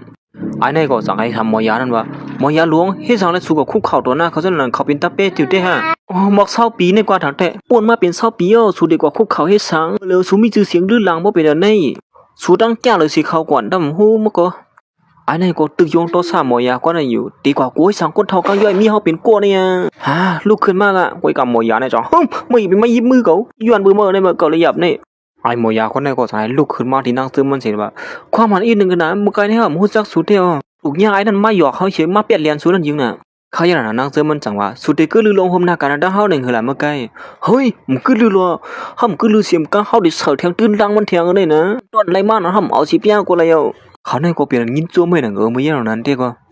มันที่ยอมเฮ็ดกูซื้อกูลวงไหนเย้าอ๋อเจ้าเต้นั่นเนาะปนไหนไล่เขาไล่ว่าเมื่อคู่ความก่อนได้มั้ยก็เดี๋ยวเอาดังพิษมาก็แล้วเขาจะหนาอะไรเนี่ยก็ต้องไล่อีกหลานหมอยันมือหักหลังเขาจะไหนฮะมันไม่ได้สุดที่คู่ลวงเก่าก้อยสามารถสุดเลยหัวมือกันเสียแต่เนี่ยก็ตัดได้เข้าหัวซ้ำมุกซุ่มอ่านเป็นก้าไข่นอกเมื่อนั้นได้เย้าการอาป้อมมีเก่าได้สามารถสุ่มแล้วเขาอ่อนหัวเข้ากันได้สุดตื้นมีตังมันเฮ้ยกำก่อนแรกเลยกุญใจอย่าไปมัดตื้นตัวเขาเนี่ยก้อยกาก่อนเขาละถือนั่นได้ก็เป็นปีนางหลงใจซื้อมันก้อยเก่าลูกยิงมือเหี้ยงได้หยับเจอแค่ในมือหลุดเลยหัวมือจำเขานี่สาวห้ามในลองตั้งใจเทียมดีเขาในเฮาที่ให้จื้อเขาห่มซ้ำปางป้อยอันเขาที่หักมุกซุ่มเขาเหมือตอนตาดีก้าไข่นอกมือนั่นเลยเขาห่มเหี้ยบ้องเป็นไหนพอเขาในก็จังนั้นว่าย้อนเพื่อจะไหนสิเฮาที่ลู่ซุ่มหลายๆเหี้ยในมาตอนตาไอ้ในก็ตื้อเองล่ะใจซื้อมันอยู่ตั้งสีตั้งมือได้ไปตั้งพิษสูในมือถึงที่เขาป้อเลยก็ลือลงห่มหน้ากันดังเฮาเปียจื้อไหนนี่ป้องไปจื้อนั่นมาเฮาได้ลู่ซุ่มก็แล้วก็ลู่ซุ่มกันได้กว่าลูกยิงอย่างแก่เมียนกว่าย้ำตั้งพิษที่เขามือเหลียวเลยมันนั่งก็สังละที่ปอเขานั้นว่าเขาตึงมาสวยเฮายาวก้อยปิดสันแรกกว่านี้ตั้งพิษเขาจื้อไหนในผูกขานี่ห่อมมีวันปล่อยเบ็ดเขาละเขาก็ตัวเตะสวยอีขนาดนึงก้อยจังที่เจออย่างอีสังไล่เขาที่สวยเขาโฮมซ้อมซุ่มขอดพอดก้าไข่นอกเมืองนั่นไล่อยู่ฮะนู่นสุดเฮาก็ได้กว่าปึงคุณใจนั่นก้อยก็ว่าตอนดับปอเขาเนี่ยก็จื้อก็เฮาลูกยิงมันนั่นกว่าซ้อมไอเป็นหลายนั่นอยู่ในดิกเนี่ยว่านั้นมันนั่งก็สังนั้นว่าสำหรับมีลองตั้งไอเขานั้นมาเจอเถียมสิด้านไหนก็มันนั่งคัดเจอซ้อมโดยถูกเจ้าก็อะไรอยู่ในเย้าใจเจอมันก็ย้อนบัวหูตูอยู่เลยว่าเป็นปีนั่งเขาก้อยนั่นแหละตัวเตะเขาคมจำขนาดนึงก้อยสูจังขี่เจออีสายไอนี่มือบุญมาเมื่อเป็นเพอเนี่ยเขาลัดกว้างก็ฮือก็มือเฮ็ดอันใช้หมูซุ่มเขาก็อ่อนกันช่วงเป็นนั่งซื้อมันในใจเจอมันที่นั่นอยู่เย้าว่ามือก็มือลอยๆน่ะอย่าไปขี้ลื่นร่วมตั้งเฮือนกันละมันนั่งก็สั่งว่ายินจมยนาอันสุดสวยแถมมาเมื่อไกลนั่นก้อยกาเตียนได้กว่าเฮาได้ขับคือห้างก็เหลียวก็อะไรอยู่เตรียมเฮาสุเลยมาหยับซ้ำเฮานะไอ้เจอมันก็สั่งว่าเฮาอ่อนสุเข้ากว่าอะไรตินะมีลองหยับสังก้อยก็ว่าย้อนเบอว่ามันน้ำฮู้เลยว่าคนนั้นเป็นปีนางใส่เจอมันอยู่ในจังหวัดว่าฮู้อยู่ว่าสุใครสวยแถมเฮาไหนก้อยกามเป็นสังร้องในเฮาใครสุเลยหยับเจอสองสู้ผู้ยิงก็ในซุ่มกล้าไขนอกเมืองในเขายิงใหญ่ก็หือในคนตั้งเฮือนเขานั่นเป็นคนมักมีนี่เฮายินว่าแต่มันนั่งก่อสันว่ามันตีมือบอกให้ยันตัวเสียก่อนมือพูนั่นติดเขาหอมปังป้อยนั่นซ้อมไหนเย้ามืออยู่ในส่วนปอเท้ามือลือลือเสือสีก่อนละบายคำพูดเนี่ยว่าเป็นสลาเขามากคำบิดบันเมื่อคืนมือเราก็เบียงแล้วก็ช่วงอะไรก็เขาอย่างนั้นใจเสื้อมันก่อสังมันลาที่ปอเท้าเขานั่นว่าปอเท้ามานั่งที่ไหนก่อนเขารู้ปอเท้าเลยเงี้ยอย่างหัวละเมื่อไงนี่มีนางขัดติเขาหอมซ้อมปีนางเขานั่นไหนพวกปีนางเขาไม่ยอมห้ามเลยร้องได้เด้ยอมลาเว้ยแต่ที่ไรเขามาอยู่ที่หน้าเฮือนเฮาเนี่ยก็ข้าอีหลูมีนางขนาดบ่เป็นแต่ในที่หลงยันนั้นปอเท้าเขาก็จังนั้นว่าไอ้เนี่ยก็ทางเขาฮู้จักตั้งบ้วนมาไหนเยอะมื้อยันนั้นปอเท้าเนี่ยก็จังเลยยิบออกมาจุงอันนึงอันเป็นโหน้าใส่เสื้อคืออันปอเท้าตัวไหนยิบกามมาอยู่นั่นตีมายุกอาปันมันใจมันใจเป็นคนก็ยิบกามที่หน้าเฮือนเขานั่นกว่าตั้งเสียงในเยอะเกาที่เอาจุงในอาปันมาปีนางสูนั่นเพราะว่ามันหันจุงในเนี่ยมันดึงกูกำเหลียวก็ฮู้อยู่ว่าเมื่อได้ดังปีสาวสุนให้บ่ถูกเมียนกันสิก็มาเอาจุงในก่อนเนี่ยเขาได้เขาตื่นยอมหั่งมันใจกูมาเลยยินซั่นปอเท้าบ่คือเขาก็ข้าที่มือสั่งสวนข้าก้อยป่วยได้จ้าในป่วยได้เตี้ยอย่างนั้นใจเจอมันก็ปอเท้าเขายุกอาปันจุงอันยิงเหย่าเสียบนที่นาเฮือนอันยิบกำก้นที่นาเฮือนตั้งเสียงนั้นมันใจก็มาเลยจุงมาย้อนนั้นเป็นอันจมซื้อเท่ๆว่าย้อนปัวปีนางเขาเลยตั้งมาได้พิษโมกันเฉยๆแหละกำในแต่มันใจเลยจุงในมาได้ปีนางเขาก็ซื้อก็ตื่นถ่อมเขากว่ามันใจอยู่กว่าในอยู่วันเมื่อได้แต่มีนางเขาตื่นติดได้เข้าห่มซ้อมปีนางเฮาหั่งพวกเขาเยี่ยมฮับเขาตีคือเที่ยง เห็นนั่นเสียสังไรตันมาขึ้นที่ปีนางก็ที่สองเขามาหาปีนางหลวงเขานั่นน้องชายเขาในลาดโหนกนะปีนางเขาหูเขาเตะหน้าเฮือนจอมผู้หญิงก้อนหนึ่งอันหน้าเฮือนเขาบ่คือแก้มสีกาหือนั่นเขาหรือเสียนั่นยาวไปมือถึงลาดในไม่เฮามือเหลียวในขามือเฮือนต่ำไรเนี่ยเมื่ออย่างนั้นปีนางเขาก็จังว่าเขาก็ซ้ำป้อยิงเหยาอยู่เยอะผู้หญิงนั้นช่างว่าเป็นเจ้าหือก่อมันหลีก้อยก็ป้อยเยานะปีนางเขาก็ในก็จังว่าข้าก็เป็นป้อเจอขาหนึ่งก้อยดอนขามือเฮือนไรในเนี่ยเมียวอีกบันขานั่นยิงปีนางหลวงเขาก็จังว่ามือพุงในเปลี่ยนวันปางป้อยเขาจัดเฮ็ดฮับตอนกูนั่นเขาซูมซ้ำเฮานั่นเขาก็ตื่นเตะเขามาโฮมซ้ำเปิ้นอยู่กว่ามือพุงในฮอดเด็กกว่าทุบเขาก้อยสังว่าเขาเป็นก้นธรรมดาเสียมีลองน้ำกาดอีสังในก็ขึงตานกันนั่นน้องแซวสีมือพุงในฮอดดีกว่าด้วยผู้หญิงก็นั่นที่เป็นเจ้าหือในเฮาทัดสังด้วยมือเหลียวในเฮาด้วยปืนเก็บดูเขาเยาว่าเห็นอันสีวันปางป้อยนั่นก็สังไรฮอดมาถึงมันนั่งก็สังไรฮอดมาถึงที่ปางป้อยนั่นนั่งเสื้อมันนั่นกันนะเขาย่างนั้นก้อยนั่งเก่าใส่เสื้อมันก็สังไรฮอดมาถึงที่ไหนนี่สู้เขามาที่ไหนเฮ้สู้มาที่ไหนเลยเจ้าหือล่ะนี่มันใจก็สังไรว่ามันมาจอยเฮาไม่นั่งมันไรเขาโฮมซุ่มอันกล้าขายนอกเมืองนั่นในเย้าเฮาอยู่นะว่าสุฮิลีต้นตาเฮาก้อยกาลองในสู่จอยแถมห่ำและที่สัวปางป้อยฮับตอนก้นเขาซุ่มในก้นก่อนจัดเฮ็ดนั่นเป็นแม่เลี้ยงหลวงก้นตีเฮือนเขาเป็นก้นยิงเหยื่อหลายย่างนั้นมันใจก่อมสังสีเมนางมันเสลัดขึ้นมาว่าเฮาที่ลัดในสู่ว่าเหก้นนั้นเขาก็เป็นพี่นางเฮาก้อยหนังก็นะสู่ไกฮู้ก็เมนางมันก็บ่นว่ามันใจละเรียนก้อยนั่นแหละสู่ไหนนี่พะละก็ว่าเป็นพี่นางสู่หมดอย่าเวลาบ่เยอะจังไหนแหละเขาเป็นก้นนึงอันมักมีเสเปิ้นไผกล้าขายนอกเมืองนี่สู่อย่าไปมาลาลีวาซึ่งไหนเลยนะนัดเขาก็ยิงเหยื่อปีเซอนั่นพร้อมเลยละเรียนก้อยมันนางก็สั่งว่าเมื่อมาถึงดินนายก็เฮาที่อ่อนสู่เข้ากว่าตั้งเนิ่นเพราะนั้นมาเลยเฮาเข้ากว่านั่นเสสังไรตัดมาดินเนอร์ปังปอยนั่นก้นนั้นติมาเข้าสู่มันก็ตั้งน้ำตั้งหลายโหมบ่ดังไอเปียดหลายในก้นนึงกวนอันตีเขามาโฮมบางป้อยตอนตัดตีเขาโฮมซุ่มกล้าขายนอกเมืองนั่นเป็นกวนอันมักมีเลยยิงเหยื่อหลายวันเมื่อได้แต่เลยว่าเขากำลีอะไรมาควบทุบโปเล่งสะทีลงหลายๆหัวล้านนี่ลงเลยสะทีหัวล้านนั่นวางใครอยู่ในถังแต่อีเขาโฮมมุกซุ่มกล้าขายนอกเมืองในก็จังนั้นว่านางซื้อมันนั่นเป็นกวนจันเตียงขนาดนึงก้อยตีเขาโฮมจ้าแบบไรล้าเนี่ยจันทานก่อมไปเพียงเพิ่นอีสังในอยู่เมื่อพ่อหมอกลาดแคบกลางเสานั่นกูก็อย่าไปปันเขาเชก็แต่ว่าเขาเลยลองกำแถมตีหมูซุ่มเฮาป้อในซึ่งเขาก็ตีเขาโฮมซ้ำมุกซุ่มกล้าขายนอกเมืองแหนมไรในวันนั้นแล้วอย่าว่าไม่เลี้ยงหลวงไผ่กล้าขายนอกเมืองในเขาเป็นก้นยิงเหยื่อกะหือผู้หญิงก็นั่นเขาเป็นก้นจันเตี่ยมก้นก้อยลองในบ้านเกิงเธอกันดั้งเขาซีดเฮาว่าแต่อำลูกปันเขาโฮมซ้ำก้อยกาว่านำถึงว่ามือย่างนั้นก้อยหนังเก่านั่งซึ่งในใจซื้อมันก็สั่งไรฮอดมาถึงตีในเหมือนหมูซุ่มเขาเลยหันใจซื้อในนั่งซื้อมันฮอดมาถึงตีในนั่นก้อยหนังเก่าไอ้ในคนเนียนลาลงขึ้นมากำเหลวโอ้โหสูมินาฮัดมาตีในอยู่หนังเก่าเนาะตีในปังกุ้มฮับมุกซุ่มเขาเหมาตอนได้กล้าขายนอกเมืองนั่นเป็นก้นอันชื่อเสียงอย่างไรตีในเฮ็ดสั่งไรสูมาซ้ำเปิ้นไหนตีในมันเกิงตานกันดั้งสูยิ่งว่าเนอะปอกมือเยอะละนางเสือมันก็สั่งขึ้นว่าดังตัวไม่เลี้ยงกล้าขายนอกเมืองนั่นเขาก็ปึกปังปล่อยมาตื้อดังเลียนในเพอก็เข้ามาโฮมไล่อยู่ย่ำหลังนั้นไอ้ในก็สั่งขึ้นละที่นางเสือมันนั่นว่าเปิ้นเป็นก้นมักมียิงเหยื่อหลายมีเป็นหลายก็เย้าอันตาเตเข้ามาโฮมซ้อมนั่นก้วยกาพะเลอำเข้ามาเลยสิก็สู่ซ้ำบนว่าสู่เปลี่ยนพะเลตัวหนังสัตว์ที่โหดล่าลงในตั้มเขาเลยสายซื้อคือสู่นั่นแค่นไว้ไกลๆว่าตอนตาคิงโหดล่าในก็สั่งละที่นางเสือมันนั่นว่าส่วนว่าสุไลมานนากันอันไม่เลี้ยงก้อนหนึ่งอาปันสุยาวเสียตีมากโฮมซ้ำตีในนั่นง่ายๆกว่าไหนกว่าหน้าการอันสุไลมานั่นป้อมไล่ลองกั้มแถมตีหมูซุ่มเปิ้นไหนก็มีเผอสวยแถมสุไลเย้าเขาซ้ำถามว่าว่นว่าอะไรมาหน้าการอันไหนเย้าตีเลยเขาโฮมซ้ำเปิ้นง่ายๆรวมๆในโยเขาลัดถางเล็บปันตีใจเจอในนั่งซื้อวันในซ้ำป้อมใครสั่งว่าเฮยอีเด้อหมูซุ่มเขาได้นะเขาเตะผ่านฟังสุไว้เสียสุเนตกว่าหาตีอยู่ไว้จอมผังตั้งน่าจะติเลียนะสุวนว่าสุในถูกเมียนเย้าไหนกว่าไอ้ในกว่าปิ้งปอสารขึ้นมาเมื่อเคยว่าเฮเนี่ยฮะแต่ว่าคู่คงสร้างหน้าการสุนั้นขึ้นมาง่ายๆลีๆในก็พอมาแตกเนื่องกันตั้งก้นมักมียิงอย่างเสาเสน่ห์สุในเหมือนดังหมดตัวก็เมื่อย่างนั้นใจเสื้อมันก็เยี่ยมไรอะไรสังนัดขึ้นมาว่าเฮ้หมูซุ่มสุในว่นว่าเมียนางเขาในสุดเดเป้กินง่ายๆลีๆก็ในว่าก้นก่อนเตะตัดเขาโฮมซุ่มกล้าขายนอกเมืองนั่นเพราะเขาต้องพิษแต่เป็นนางยิงก้นหนึ่งนี่เหมือนหังหมูซุ่มสูดมีส่วนเลยเตะตัดสีก้มซื้อหือเมื่อย่างนั้นนางเสื้อมันก็สังไรปั่นฟังใส่เสื้อมันนี่สูอย่าไปละซึ่งได้เลยเขานั่นเป็นก้นยิงเหยื่อนะแต่มีลองซ้ำเตยสังกันนักเขาข่มเสื้อแถมห้องก็อยู่มาเฮ้อย่าไปไม่เสือมีเขาเป็นโกเขาตื้นหับเอาง่ายๆอยู่กว่าเขาอย่างนั้นมันใจก่อสังนั้นว่าหรือเสียนั่นเย้าเขาเป็นพี่นางเขาก็ใหญ่กว่าเดินให้นะฮะว่าคือกว่าเหมือนใจเสียงมันหลัดขึ้นมาว่าผู้หญิงก็นั่นเป็นพี่นางเขาในนั้นหมูซุ่มเขาเสนอซ้ำปตุกเสือลงกว่ากำเหลียวขี้ในคนเนี้ยลุกขึ้นมาสิว่าเขาเป็นพี่นางสุดเนี่ยฮะเนี่ย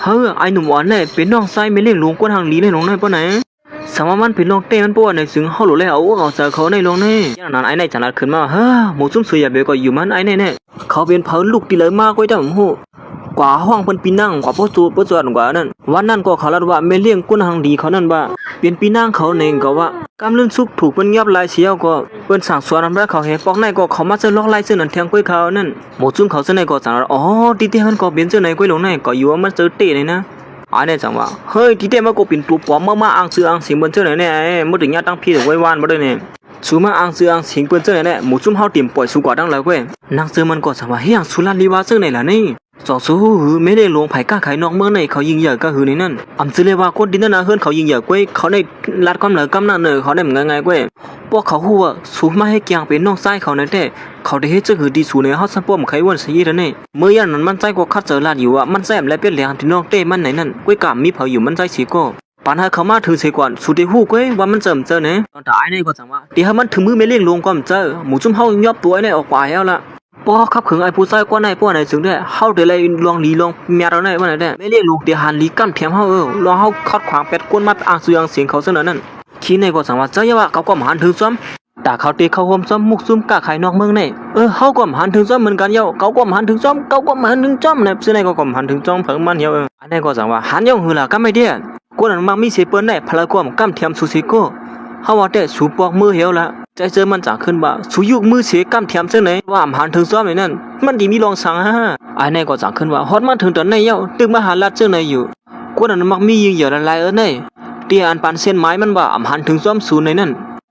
นปันเฮาลวงปังป้อยในเย้าตัวลิงงามกว่าก้วยละเฮาได้ขับขึงสูก้วยเมื่อนั้นไม่เลี้ยงนั่นก็จากไหลฮอดมาถึงเลยสูได้ขับขึงพะก็เมื่อละแทงกำรู้เมื่อนั้นก่อนเป็นพี่นางใส่เสื้อมันก็สายเอาสไตล์สิไปเข้ามาน่ะตอนด่าเขาเสื้อในก็ผมจุ่มหับตอนไม่เรียกคนทางดีเขานางเพิงมันอยู่เย้าใส่เสื้อมันก็สั่นว่าเฮ้ยมาส่งพี่นางคำมีดีในนี่ไอเขาเสื้อในว่าไอในฮัดเกี่ยวนั่นมาตอนถามมันใส่ก็ย้อนปัวพี่นางเขาอ้างติมาสั่งสอนร้อนมันใส่เอามีเลยพี่นางเขาอะไรเจอนั่นพี่นางเขาก็เฮ็ดเกี่ยงหูจักมันใจเฉยมีนางมันจะว่าเฮ้ยสวยสั่งละนี่เขาเป็นคนยิงเหยื่อนี่สุกว่าลาลีเย้าเขาเสื้อในมันจะไล่เย้ามันใจจังว่าด้วยใช่ไงเขาก็เรียบเนื้อเสริมบอกให้แค่ไม่อินในพี่น้องเป็นอย่างว่าก้อยกาสวยอย่าไปไม่เสือลองในย่านนั้นไอ้ในก็สารดีใจเชื่อมันว่าไอ้ในเมื่อในปวดกินผู้ยิ่งอะไรลำปันดึงเต็มถือดีไม่เฮ็ดเจ้าไหนในสัมปอมหลิวองลีไอ้บนนี้นั่นเมื่อก็เมื่อหลาเขาว่าคือก็ไอ้ในก็จังว่าข้าที่อ้างสั่งสอนเขาในเขาเมื่อปุ๊บสวบมาขึ้นดูบ่ไหนว่าคือก็มือดูไปเนี่ยยากกี่น้องคือละมือก็ไม่เนี่ยมันเป็นรองตั้งไอ้สั่งขนาดได้ไม่เล่งเขาใครล่ะเขาจะหือก็ไรก้วยกระสุมมีปุ่นพรตาดีกว่าใบอีสังตีเขาปลงก็ในจะมาไอ้น้องเมื่อปวดหลัดความหนาได้ดีนะกำชุบอมปูในกำนั้นมึงลองมาเฮ็ดเจ้าไหนมันป่นหน้าป่นตาไม่เลี้ยงหลวงเขาหนาอาลาเขามีที่ในเป็นก้อยยังบ่ก็เขาย่านนั้นนางซื้อมันก็จังละดีใจซื้อมันว่าเมื่อเร็วในเฮาเฮ็ดเปิ้นปิ้นโปเสกันนำหนาอาลาเยาในสังว่าเขาห่มซ้ำเปิ้นเต้ๆป้อในซึ้งหือก็ไม่เลี้ยงนั่นก็หันถึงกลางสากลที่ในสิลาลีเฮ็ดฮาดงวงเขายังมาเฮาก็ซ้ำทำเขาด้วยก่อนเนาะใจเจ้ามึงก็จังว่าจำด้วยว่าเฮายุ่มยามที่นักตัวสุยว่าตื้นไรเมื่ออย่างนั้นนางเสือมันก็สายมาลาติปีนางใส่เสือมันนั้นว่าข้าต่างตัวคนที่นั่นเฮือนเฮาตอนนั้นได้เข้าโฮมซ้อมกันก้าไข่นอกเมืองนั่นเฮาห้องเฮียนตัวมาในเข้าตั้งเป็น3 ปีเขาตอนนั้นได้เข้ามาเข้าโฮมซ้อมในคณะหรือสินั่นนำก้าหมอยาลงก็นั่นก็มาโฮมมือซ้อมเฮาเยาข้าได้มีตื้อตั้งลีตอนนั้นได้เข้าโฮมซ้อมสู่อยู่ค่ะโยก้อยก็ว่าปีนางใส่เสือมันในซ้ำเขาทัดทางมีน้องชายเขาว่าเป็นคนซื่อหือนั่นแหละอำหันถึงซ้อมร้องไห้นั่นตอนนั้นนางเสือมันได้นากีตาวันเสตุกย้อนอยู่เฮ็ดนั้นเขาอย่างนั้นไม่เลี้ยงลูกในก่อสันลาว่าแล้วเขาตั้ง3 ปีมาในสู่อนาคตที่นั่นเฮือนสู่เฮ็ดปองสร้างนาการขึ้นมาได้ว่าขึ้นเหยื่อไหวมาอยู่นังเก่าเหมือนนางเสือมันเลยยินเจ้านั้นก็เป็นอันยุ่มสีส้มเสือว่าอยู่นังเก่าไม่เลี้ยงในสังว่ากุ้ยกะว่ากุ้ยกะตาตีเขาโฮมซ้อมเฮาในแต่ห้อมฮับตอนผู้หญิงซึ่งนางสู่ในเมื่ออย่างนั้นพี่นางใส่เสื้อมันก็อำฮับนางเสื้อมันเขาห่มซ้อมหมุกซุ่มเขานั่นนางเสื้อมันก็เมื่อเลยยินเจ้านั้นถึงที่ซ้ำป้อมจังลัดสั่งขึ้นมาซ้อมเสียอีเดียวตอนตาไอ้ในก็เนลาดขึ้นมากำเหลียวสุเลยยินในหัวละก้าวในเปิดฮับสู่เขาซ้อมกวนที่เนื้อใส่เสื้อเคลื่อนนาเฮือนสุนันได้ห่างเฮียนตัวร่วมสวมห้างเฮาว่าได้เขาอย่างนั้นนางเสื้อมันก็จังลัดที่ใจเสื้อมันว่าเฮาว่าได้เฮาปองมือเห็นละบ่นั้นก็เปิดฮับตอนเฮาโดยเหมือนว่าลองตั้งยังอ่านเฮาก็อำเล็บเต็มทนแล้วว่าเมื่ออย่างนั้นก้อยนางเก่าพี่นางใส่เสื้อมันจังลัดขึ้นมาว่าอำซื้อว่าอำไล่นางเก่านะเพราะสู่ใครเขาห่มสมุกซุ่มมันในนางเสื้อมันก็เหมือนทางมีลองตั้งมุมมองลงขึ้นมาอีกนึงเฮ้ยสติฮะนี่พี่นางใส่เสื้อมันก็ในก็สังนัดว่าปัวสุดด้านเขาเปียดกันนั่นแต่เขาตื่นอ่อนสู่เขาโฮมกำเหลียวเหนื่อยยาวล้วนพี่นางเขาเฮ็ดเจ้าไหนนั่นในก็ย้อนปัวเขาใจเจ้าในนางเสื้อเปียดกันนั่นขนาดไหนเฮ้ยเดี๋ยวเขาสงก็เปียดกันในเฮาได้มาก้อยกาเมื่ออย่างนั้นนางเสื้อมันก็สังนัดว่ายินจ้วมยาวนะอาจบันตื้อตั้งเขาเจ้าไหนก้อยกาเฮาที่หานบุญสุนโตเสปล่อยไปผัวเขาก็ได้แต่ห้อมเฮ็ดละตอนตาหน้าเฮือนเด็กขึ้นเหยาเสียปล่อยแพทย์โพโตเซอเก่านั่นแต่เฮาตื้อน้ำเฮ็ดไรเขาอย่างนั้นขี้โหล่านั่นก็จะน่าขึ้นมาเฮ้ยอีหวอนก็ได้จึงสร้างบนเจ้านั้นล่ะนี่เมเล่หลวงเฮากันตั้งอกตั้งเสาเสียปันตื้อตั้งดีเขาสู่ซ้ำยอมตอนตาผู้ใจก็ได้เสียอ่ำยอมเข้าโฮมจำไหนก็ลีอามเตมาปีนางใส่เสื้อมันก็ถึงละแทงว่าซ้ำหนังเฮาไหลหู้มาในห้างเฮียนตัวมาเข้าตั้งเป็นหลายปีหั่นล่ะสาวสู่ยอมกันปอกในนั่นแต่ปะขยำถึงหลายปีกว่าเนอะนะมันนางก็จังว่าสมาธิเป็นซื่อหือก็ยาวเฮาตื่นเตรียมเปียดเขาละมื้อละมื้อเฮาอ่อนปกปองนาเฮือนเฮาขึ้นเหยียบปอกนึงยาว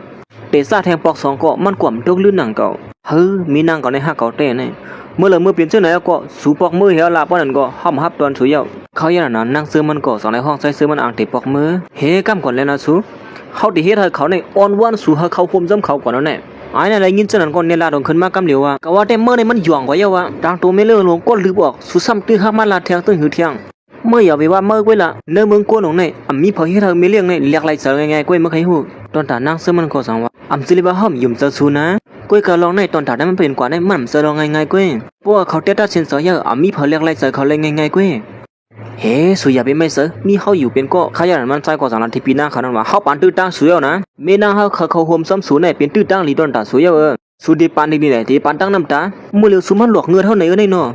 ก็เจอดีไรเหลมไรลานมาสองกำเลยเว้ยไอ้นี่ก็มือเลยหาจังนั้นฉันว่าไอ้นี่เมื่ออย่างเมื่อไรเนี่ยโอ้โหว่าเขาเป็นเผ่าไหนเมื่อไรเขาความสนิทที่เขาละเมื่อนั่งมันก็จังว่าสุนี่ยองก็ยังฮะวันตั้งนั้นสุดีมีพี่เขียนนะสุก็หาลองสู้อยู่ไม่เล่นหลงกว่าทางนี้จังไหนเนี่ยความหันอีกหนึ่งขณะเขาเนี่ยมูลองสั่งเขาเนี่ยอย่าไปกว่าเสือเขากำลังเขานั่นค่ะไอ้เขาสนิทก็สั่งว่าเฮ้ยดีอามเตะมั้ยเนื้อหมูซุ่มก้นกะไข่น้องเมืองเนี่ยพลัมฮัดลัดต่อไม่เล่นจังไหนสิปอกบ่นถึงว่าไอ้นี่เป็นมหัดลัดเนี่ยหาคนมายอบตัวไอ้เนี่ยออกกว่ากำเหลียวเนี่ยเมื่อยันนั้นปีนั่งใจเจอมันแดมเขาเสยสางก้อยถามใจเจอมันเขาใครพูดได้ว่าสุเฮ็ดเขาเรียกอะไรเจอตื้อเหงื่อมันใจก็สั่งในโจกขึ้นมาสูงอันปอเท่าเขาปานไว้นั่นติเป็นย้อนเปื่อนเลยเป็นย้อนเปื่อนในนั่นยิงน่ะมันนั่งก็เป็นตุกเสือว่าเฮ้ยเป็นสั่งในคุกของในมันมีดินในมือสุดละเนี่ยเขาได้ถามสู่เป็นก็กำเนินสุดสู่เดปานแหนมปันตั้งน้ำตาเนี่ยปันลีลีตอนตาไอ้เขาซึ่งในก็อ่ำหูดีปองมันเลยสั่งนะไอ้ในเมื่อหย่องไว้ฮะเนี่ยมาเอาคุกของลงซึ่งในมันหลอกเงินเปิ้นเนี่ยเมื่อถามว่าเปิ้นได้เฮ็ดจอมกำลัดเมื่อไหร่ฮะเมื่อหูเหรอเขายิงเหยื่อก็คือเนี่ยแต่ว่าได้เมื่อนอนฝันกลางวันเกี่ยวอ่ะตอนตาปีน้ามันก็อ่ำเคยปานก็อ่ำจังเฮ็ดจื้อการละเอียดการให้ปันเขาโฮมซ้อมอยู่เยอะ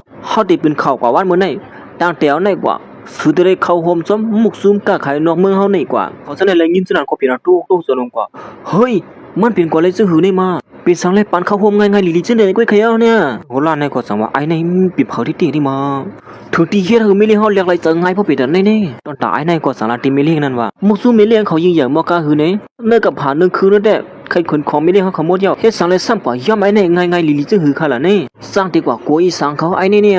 เขาอย่างนั้นปลุงก็ในสังว่ากวนอันตีเฮ็ดให้ไม่เลี้ยงเขาเรียกไรจังง่ายๆนั่นมีผู้อันโหตีนาเฮินเขานั่นก็เหี่ยวอย่าไปลาดนะไอ้เนี่ยเป็นผู้อันโหคนที่นาเฮินลองอย่าไม่เลี้ยงเขานั่นเฮ้มันได้เป็นกว่าไรซื่อหือไอ้เนี่ยเป็นคนหอกก้างแกอย่างนั้นคิดนั่นก็สังเลยหันแม่นสักสูงนั่นเฮ้ย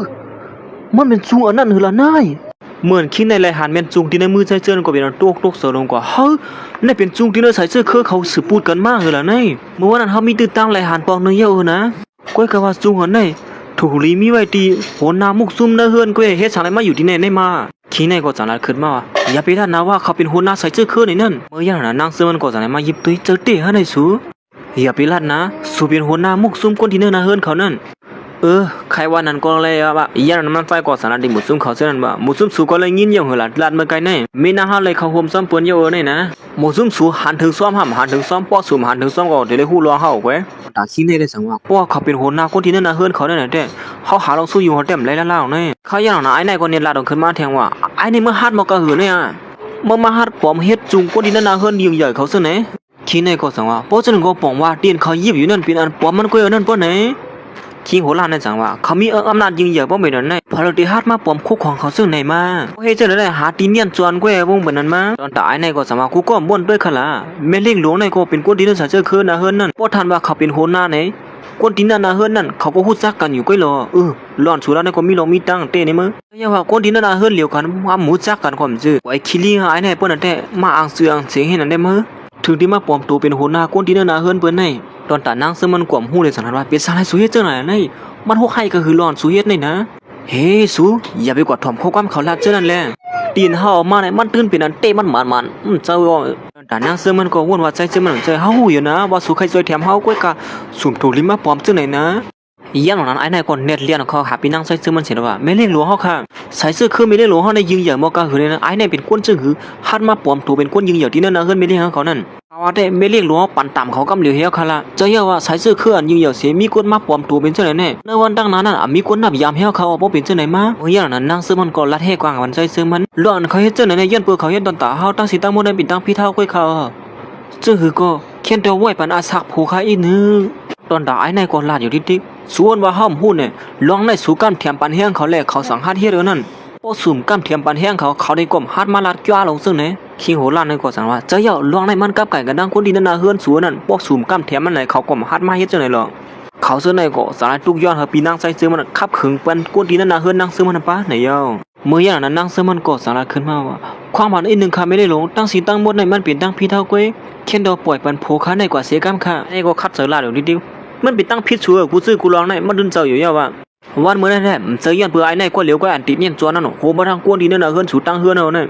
ใจเจอมันก็สาระตีนั่งเจอมันเฮ้สุยาไปเฮ็ดจังไหนกวนตีที่มายกเรียนอาสานั่นแหละเป็นหมู่ซึมเขานั่นน่ะตอนตาไอ้ในก็เมื่อใครว่าหือแน่เนี่ยนี่สุยาไปเฮ็ดไหนดิ้งๆรัวกำลองมันตีกว่าอย่าเลยสิในกว่าเนอนี่ลองสุยกูซื้อกูลองในตอนตาที่สวยแถมเฮาสมาเฮา2คนให้ตีหน้าเฮือนกันเรียนก็สิด้านนี่ก็เฮามีวันปล่อยพาเป็ดสูเฮาได้เฮาดีละในสูเฮสูปล่อยพาไปได้ในสิมาตีหน้าเฮือนจอมเฮาได้ดีเลียนะมังเผาเฮาดีสวยแถมกูที่นั่นน่ะเฮือนสูไรก็เป็นไรเฮาที่เฮาไม่ได้ลงในปันตามไอ้ในก็เหลียวก้อยปันกูที่นั่นน่ะเฮือนสูนั่นอยู่รอดมีตังไอ้มันนางก็สั่งว่าเฮาปันคนมันแก่นว่าเฮาเป็นจึงหือเฮาก็ตีอยู่ซ้ำผู้เฮาในก้อยเนี่ยแต่พี่นางใจเสื้อมันก็สั่งว่าผู้หญิงคนนี้ด้วยเหมือนว่าเล็บที่หักนอกไส้เฮาเตะอยู่นั่นก็รู้นี่อันนั้นก็สั่งว่าโบจังนั้นก็สู่2ก็กว่าสำคัญเฮาเลยเมื่ออย่างนั้นพี่นางใจเสื้อมันสั่งว่าเมื่อว่าหือไว้นี่นั่นเขาก็สั่งว่าเฮ้ยไม่ได้ลงสลามมันก็ไม่ได้เฮาต้องอย่างหาไม่ได้ลงสลามสิพวกญากินดีเลี้ยขา2ตัวผมมีเด้ไม่เลี้ยงดวงอย่าไปมาจักไอ้ในเหมือนหมาตูงนี่เขาเนี่ยอำถูรือในถึงมือไม่ได้เขาขาดเด็กก็ขับขึงไว้ค่ะเราดิสั่งสอนก้อยอย่างนั้นปีนางใส่เสื้อก็จะให้ลูกขึ้นมาเมื่อในเกะก็ลาเธอเมื่ออึดซบไหลก้าเมื่อถึงหม้อดีๆเฮ้ยเป็นชาวไรสมัยแฮมข้าล่ะนี่คือลีแฮมไอ้นั่นเขาก็นั่นตีปอมเอาจุงที่นั่นน่ะเฮิรนสูมาเสนอนั่นค่ะลองในมันเป็นอันเตี้ยอันปอมเลยส่วนว่าตาเขาในมันหมดเขายำหันสิบ่ให้เฮ้ยเพราะฉะนั้นก็บอกว่าอันนี้เป็นอันเตี้ยเนี่ยนั่นมาไอ้นี่ก็ตึกคัดเจอลาดอยู่ว่าคัดเจียดด้วยว่าไอ้นี่เป็นคนฮอกากินจังฮอกาเนี่ยนี่เขานั่นอย่าไปให้เขามาเป็นเรียนไม่เลี้ยเขาเสนอค่ะนะเสเตียเขาตั้งหลายปีมาได้มีคนบ่นล้อมลีที่เนินในเฮือนไม่เลี้ยเขานั่นลองในถูลีเตียตัดลีเขาคิงในก็สั่งว่าเจ้าว่าอันไหนคัดด้วยกับเหลียวก็กดต้นคู่เป็นเปลี่ยนปอมันแน่เพราะว่ามันจะในก็กับสืบเมื่อที่เฮือนเสียถามด้วยค่ะแหละครับว่าเนี่ยเขายันมันใจก็สั่งนั้นดิบินังเขานั่นป้อมยิ้มก็กับสืบเมื่อถามด้วยที่เฮือนนั่นแหละคนที่เพื่อนเอาเปลี่ยนชื่อหือในก็สู้ก็หู้ยังก็เยอะมาตอนตาปีนางใส่ซึ่งมันเต็มแล้วสังไอ้ในทางร้านขึ้นมาไอ้ในเมื่อหิวเนี่ยฮาดมันหลอกเงินกันซึ่งไหนฮะเนี่ยแต่เขาซึ่งนั้นก็หู้สังซ้อมสีสังร้านขึ้นมาว่าเมื่อหูไม่เล็กลงเนี่ยเป็นลูกยิงก็อย่าใส่เสื้อเคลื่อนที่สูว่านั่นนะสูวันว่าสุดที่มันหลอกเงินเขาไงซึ่งไหนก้อยเนี่ยฮะไอ้ในก็สันระกับสืบว่าทำได้ที่เฮือนใครเลยพวกนั้นไอ้ในพวกหังโปเลยหูดขี้หูดตัวงำกว่ามาก็ตอนตานั่งเสื้อมันเด็ดเป็นอันไม่เจอตอนตาใส่เสื้อมันไม่อยู่กว่าขี้เลี้ยงพวกเขากับสืบที่ไหนเป็นยอบไรในสูอย่าไปให้เสื้อไหนละว่าเด็ไปเอาเฮ้สุยาเป็นไม่เสือมีเขาอยู่ที่ในเป็นก็อันนี้มันถึงเดือนเป็นเตี้ยหรอมั้งก็พวกใครกับสืบก็เลยนะตอนตาปีนั่งเขาก็สั่งว่าพวกเท่านี่ตึกแกนเคียงอยู่ไปสั่งเลยอ๋อในมาอับน้องไส้เขาในมันตันเจิงก็อยู่มาไอ้นี่มาเปลี่ยนเหรียญก็อยู่มันนั่งก็ถามว่าน้องไส้มันนั้นมาเปลี่ยนเหรียญแหละมาเก้ามันกุ้ยเนี่ยจากนั้นยี่บอกพวกนั้นเสียกับสืบเมื่อต้องทำด้วยคนตีเฮือนเขานั่นอยู่เย้าตอนตาไอ้ในก็ใครสอบผู้สอบหาลวงเพื่อนในปีจะเบียคองเขาย่านนั้นมันนั่งก็จากนั้นละตัวปอเขานั่นป้อจูโหนาใส่เสื้อเครื่องนั่นอยู่ดีพอเท้าก็2เจอก็มีดีพอเท้าสูงเว้ยจอแค่มีดีเก่าก็มันเจอมึงกับสืบมาหาเขาได้ร้องในนี่ก่อนเองก็เนาะพอหยุ่มซะเลยอยู่ห้าว่ามันอยู่ดีพอเท้าเต้ๆในนั่นยันหนังไอ้ในก็ถางอะไรลัดเนี่ยไว้คิลิงอ่ะเมื่อเดียวก็ไม่ได้มึงมาปลอมตูเฮ็ดเพื่อนจะได้เจ้แต่มันนั่งก็ปอเขาเอกหลาป้าแทงว่าอย่าไปเป๊กกินน้องเปิ้ลเมื่อน่ะในอยู่ไอ้ในก็ตื่นหลังดีใจเสมันอยู่ส่วนเลยยินอย่างหือล่ะว่าปอเขากับสืบมาว่าซึ่งหือนี่นั่นปอเล่งหลวงนั่นว่าอยู่ดีพอเท้าในเมื่อซึ่งเป็นเพอไอ้เนี่ยเขาเสนอก็สารว่าเขามาปลอมจุงกวนนาเฮิรนเหยอะเสนอตั้งพี่เดินในเหยอะหลวงเต้นะปล่อยไว้เสนอเต้อำไรเยาค่ะตอนตาปีนั่งเขาก็วนมาเป็นอันปลอมมันก็เนี่ยจ้ะไอ้นี่เมื่อหีมาอ่อนปลอมมาหยองเรียนเขาซึ่งหือล่ะเนี่ยเขาย่านั่งซึ่งมันก็สารว่าซึ่งหือก็เยาตั้งสินตั้งบนในเพราะว่ามันผิดเต้นในก็เป็นตั้งพี่เท่าก้วยอย่าไปเฮ็ดอีสังตีเขาค่ะนะไอ้นั่นก็ตื่นละตีนั่งซึ่งมันแทงอยู่ว่าสู้วันว่าลวงในสู้ก็ตีลวดอยู่ในกว่าสู้ก็ย้ำมวยไปตั้งซื้อตั้งคือสู้กว่าเนอะเนี่ยย้อนบัวมีสู้เลยเขาหาเฮ็ดจังไหนนั่นอยู่น่ะย่านมันใจก็สารดิปีนั่งเขาว่าเฮ้สู้ได้ชื่อเสียงดื้อหลังก็เงือเต้มือโคขวางขึ้นตัวเจ้าเก่าเต้ๆซ้ำป้อมหูจักหีเด้อเฮาในมาคิดในจังว่าไอ้ในมาหาห้องซื้อไม่เลยเฮายู่ๆซึ่งหือแล้วนี่ความเมื่อนั้นมันเป็นอันปลอมเพิ่นบ่ลัดอยู่เยาตอนดาปีนั่งเขาก็สั่งสอนน้องซ้ายมาได้เขาที่เฮ็ดให้เมื่อยำหับมาดีๆกว่าไอ้ในมือเฮาติเสียด้วยกว่ามันเป็นซื่อหือในนั้นไอ้ในก็สันว่าเขาจันเขาย่ามันกว่าเขานั่นอย่าไปซุ่มเขาย่ำปอดสมความเขาคาราครับว่าเนี่ยไอ้นี่มือบิดภาวะสั่งสอนก็ความมันอินค่ะเมื่อนั้นมันนั่งก็สันดีใจเสือมันว่ามันเป็นอันปลอมมันไหนมันเต็มย่อใส่เสื้อคืนนั่งเสื้อมันเขาโหมซ้อมไหนติกึดลือเป็ดกูซื้อกูลองไหนเยาใจเสือมันก็พร้อมจังว่าอย่าไปไม่เสือสู้เอากับด้วยแล้วใครด้วยก็หึสู้กว่าคิลิงได้โยกัมอย่าไปไม่เสือลองในเดียสาวเขาเจียด้วยเยามันเป็นอันปลอมไม่รู้เขาดีหือล่ะนี่เขาแย่เหล่านั้นพี่นางเขาก็ยิบเสียพินกว่าพินขึ้นอยู่นั้นไปพูดที่ปองมันอยู่ใจเจอมันจังนัดขึ้นมาว่าลอกไล่เจียด้วยนั่นมันจะหยาบนะอันนี้เอามาหินเสียงเฮ็ดไว้ลอกไล่อันเจียด้วยนั่นได้ก็ตีได้เอากว่าเจที่นั่นน้ำแข็งเสียมันดีมีสีห้องไห้ลงขึ้นมาคำเดียวคิดในจังว่าเสเต้ก็ยำยินมาเปลี่ยนชื่อนั้นเต้มาหินเสียงเขียวนี่ ว่าเอากว่าเสียน้ำแข็งในมันตีออกมาสีเงามันจะเป็นสีห้องไห้เนี่ยว่าสั่งว่ามันเป็นซึ่งน้ำมันได้ไหนผมว่ามันเป็นอันเต้มันนั่นป้อไหนเพราะว่ามันออกมาก็เอาเป็นอันปัวมันนั่นยิงนะขี้ในก็สั่งละขึ้นว่าจังที่เปิดเธออีสานป้อนั้นก็เอามากำเลียวเหี้ยวหรอคู่ของในมีอันเต้งอันเลี้ยวไว้อันปัวมันนั่นมันตื้นมีความไรตอนตายเนี่ยก็ตึกคัดเจอละอยู่ว่าเขาที่เฮ็ดเมื่อไรคู่เลยกุ้ยลวงเตะมีจื้อหือในนั้นไอ้ได้มือตอนตาปีนางใส่เจอมันเตะอับซัวถ่อมก้ามหมูซุ่มเขาซึ่งในหนึ่งเก่ากุ้ยกวนน้องใส่มันเป็นเหรียญเตะเลยจังเลยยอมเฮ็ดจ้องหน้าอันเขาลัดนั่นอยู่เย้าว่าเสือลงนั่นเตะลวงเตะก็ถึงดีโปเป็นมาอย่างว่าไอ้ในซบแข็งเตะเนาะเปิ้นฮอดมาถึงตอนนั้นตั้มไปย้ำฮับลองเตะในเป็นก็ได้ก็ย้ำฮับสิมาเปิ้นไปยิบตัวก็ใจว่าป้อเหตุการณ์อะไรตีหูลวงกุ้ยไอ้ในได้บ่ตัวละพอย้ำนั่นตอนตานางซึ่งมันเตะเป็นอันขี้เสือมองเสือไว้อยู่เย้าเห็นอันเสียปีนางใส่เสื้อมันก็จังไรเอาตอดลงมาที่เนื้อก๊อกน้ำแข็งนั่นอยู่มือเขาอย่างนั้นเงามันก็ออกมาสีเหลืองไอ้ก็สั่งว่าเฮ้ยไว้ขี้ลิงเอาตั้มหันเสียงอีสังออกมาสีเหลืองไอ้พวกนั้นเมื่อเนี่ยตื่นเงียนจวนมันห้างลายเย่เมื่อใครมาเปลี่ยนเหรียญบนเสื้อไหนอันนี้ก็สั่งว่ามักยอบเขาสิปอกขอบมือเขาหักไปดิลูกนางเสื้อมันก็สั่งว่าสู้ป้ายกว่านี่นะเขาดีให้กลางมันนอตสู้กุ้ยปีนางเขาก็สั่งว่าสุดิลัดจึงหือแทงกับไหนดิลัดก็นำมีสังตีเขาปอกไว้เป็นลากก็หูนั่นไอ้เนี่ยเขาเสนอก็สั่งมาเมื่อเลี้ยวก็เจียตัวเย้าซ้ำป้อมออกมาอีสังอีดสีเงาก็ออกมาใจเจอมันก็สั่งขึ้นว่าสูในปว่าสูงเงินเนี่ยก็พิจเจอเนี่ยเนาะเหมือนเขาเสียด้วยจูนั่นเสียมีเสียงไอ้สังขึ้นมานั่นเขาสั่งว่าเฮ้ยมันหือเวลาเขาในเสียงไอ้สังก็ออกมาเสียอีดหมูซุ่มสูในป้นว่าสูงเงินก็พิจเจอเนี่ยเนาะเมื่อที่ว่าหือเที่ยงตั้มมีเสียงอีสังออกมาสมมตินัดว่ามันเป็นอันเต้มันไหนก็มีลองสังเยาว่าชักสีมันก็หันเดินหน้าเดินตายอยู่รู้มันใจก็สลัดขึ้นมาว่าสูงเงินในที่เราอยู่ตั้งการมันหมอก30หรือ25ในก้อยมัน2ไอ้ที่ออกมาเสียงว่าเนอย้อนปัวตั้งกัดไม่ได้ตึกสูงหนาแล้วแหละมันก็ไปออกมาเกนั่นอย่าไปถ่อมข้อความเป็นเรียนเขาค่ะนะโอ้ความเป็นอินค่ะขลันนำเป็นอินเขาอย่างนั้นใจเจอมันก็สั่งแล้วว่าป้อมยิ้มก็เปิดด้วยเลยเมื่อวันว่าไม่เป็นพอดีเฮ็ดจอมป้อมสั่งเมื่อไอ้ได้สูมาเป็นเรียนปอกนึงอย่าปอกนึงสุดถามว่าเฮาตียุ่มสู่อยู่ที่นั่นที่ค่ะตอนตายในก็ตึกมาคัดเจอลาดอยู่ปีนั่งใจเจอมันอย่าไปถ่อมความเขาค่ะนะเขาหาลอกไล่ลิงเลี้ยเขาเกเขานั่นเขาว่าได้ขับขืนเปลี่ยนให้ละไอ้แน่นางใส่ซึมกับผ่ามือค้ำเกี่ยวไอ้ไหนเยอะเมื่อวันว่าปิดเผยในมาขับขืนนอกไส้ก่อนในเนี่ยกับที่นึกเจอเด้อมาสั่งสวนเขาชื่อไหนให้เนี่ยมีเลี้ยงเขาว่าคือเขาวันนั้นเขาหลายกำมือยาผ่ามือในก็ตัวในมือไหลกำมือเขาเลี้ยงหับดีๆเลยเพราะนั้นก็เขาไปย้อมหับก็เฮ็ดอันเสียเขาก็ตอนนี้ถอกมาเขามันกัดเลยเชียงมือไกลนั่นอยู่เยอะเขาย้ำหลังนั้นก็อย่างเก่าเสียมันก็ตอนในปุ้งขึ้นมากำเหลียวขึ้นมาเตี้ยหัวเรานั่นเสียมันนะมันเป็นเสียงออกมาเตี้ยนี่เนาะลีอามแกมือก็ลีอามเอาเขาเป็นหัวหน้าใส่เสื้อคืนนั่นเต้ลงนั่นป้อไหนตอนตานั่งเสื้อมันก่อนมือเลยหันเส้นนั้นบ้วนวันลวดเจ้าไหนเนาะปีนั้นมีตั้งเสื้อลงขึ้นมากำเหลียวเฮ้ยมันเป็นก่อนอะไรจึงหือจุงอันไหนมีหัวหน้าใส่เสื้อคืนนั่นก้อยตีมีอะไรเฮ้สั่งอะไรมาอยู่ที่ในมือไอ้ไหนเลยนั้นมาเขาย่างนั้นหมูซุ่มเขาเสนอก็อ่อนกันนับยามใส่เสื้อมันกำเหลียวเย้าครับยามอยู่ข้าหัวหน้าใส่เสื้อคืนหลวงเฮาเฮ้ยสุนัยเขียนเตี้ยเนาะปนนับยามสุน้ำใจเฮ็ดคือแล้วในถึงตีป้อเหมือนนั้นเตี้ยอะไรเตี้ยลงมาเฮ้อย่าไปว่านั่นแน่ขี้ในก็จังว่าเฮาได้มีตาหมดด้วยชอบคันไอ้โกคันไอ้ก็ลั่นน่ะเห็นไหมวันนั้นความมันเฮาอีก1ขนาดถ้าเรากับมือไกลนั่นตอนตาเขาสุนัยก็อ่อนกันย่อมตั้งพิธีใจซื้อมันห้างผาห้างมันอยู่เย้าปลูก2ก้อนได้ก็ถูกไอ้นี่มาเปียดมาเลี้ยงให้เขานั่นตอนตายได้ก็ไปนอนบนกวางว่าอยู่เฮ็ดนั่นเย้ามื้อเหลียวในสุอยู่ไม่ยองหือล่ะมันก็จังเฮียงหยับมีนางเฮาตีเขาโฮมจมูกซุ่มเหมือนในสุก็ฮับตอนเขาก็ป่วยอยู่นะมีน้อยสังค่ะฮับตอนอยู่เขาได้ย้อนปัวเฮาฮู้ว่าเขาไปมีนางสู่ในเขานั่นความบันอินค่ะความบันอินเขาเสนอก็สันนบาตั้งแต่ในกว่าเขาตีเฮ็ดจำหนังความสั่งนางซื้อมันนั่นก้อยเนี่ยเย้าตอนตายในก็ตึกคัดสาระดีว่ามันเป็นความไรไอ้ในเขาเจ็ดด้วยมันเป็นคนฮอกานก็นึงก้อยมันดีกว่าเปลี่ยนไรซื้อหือไอ้เนี่ยก็ผมจังว่าหึงเมื่อยี่เรามาหาทางผิดก่อนได้มั้ยนี่มันบ่มีเตือนตามมันฉันบ่มียุ่มก็เที่ยงอยู่แน่มันก็สลายมาละที่ปีนางใส่ซื้อมันว่าโลเลยเจ็ดด้วยเฮาดีๆเขาในลองในมันมีดีกว่าที่มาค่ะทางเด้เขาที่เจ็ดด้วยก็เขามึงเอาไปเจ็ดก็ขยันเหี่ยมน้าเมื่อไอ้กำรู้ยันน่ะปีนางใส่ซื้อมันก็จังว่าหือยาวตัวเมื่อไหร่ก็คือลือปังกุมเมื่อมั้งพอเท่านี้เอากับปานไอ้นั่นมาในวันนั้นเขายันน่ะมันใจก็สาระที่หมู่ซุ่มเขาซึ่งในว่าต้องการสุราด้วยก้อยน่ะบ่สู้เฮ็ดลองสู้อยู่ดังมีนางเฮาได้เฮาเตรียมปล่อยหมู่ซุ่มสู้ไว้ก้อยอำพ้องหรืออะไรดีคะเนาะเฮ้เขาบ่วางสวยเฮาดิช่วยแถมสู้ไหนมาเลยเฮามือกำก่อนเล็บมันก็เฮ้นั่นสินางซื้อมันก็สาระกว่ามาขึ้นจุงเตียนว่านั่นอยู่ยาวเฮ้อันนี้ช่วยแถมเฮาไว้เต้งก็เฮาอยากที่ลืมอันไหนยังเหรอเนี่ยเต้เนาะเฮาอยากที่ลืมเต้นี่เพราะฉะนั้นก็เฮาปอกมือกันแล้วเฮาเฮ็ดนั่นสิเขาตั้ง2ก็สั่งเลยปอกมือกว่าอยู่ยาวแต่พอรู้2ก็เนี่ยก็เหมือนหางซัมโปรวมเซอลงกว่าเต้นั่นก็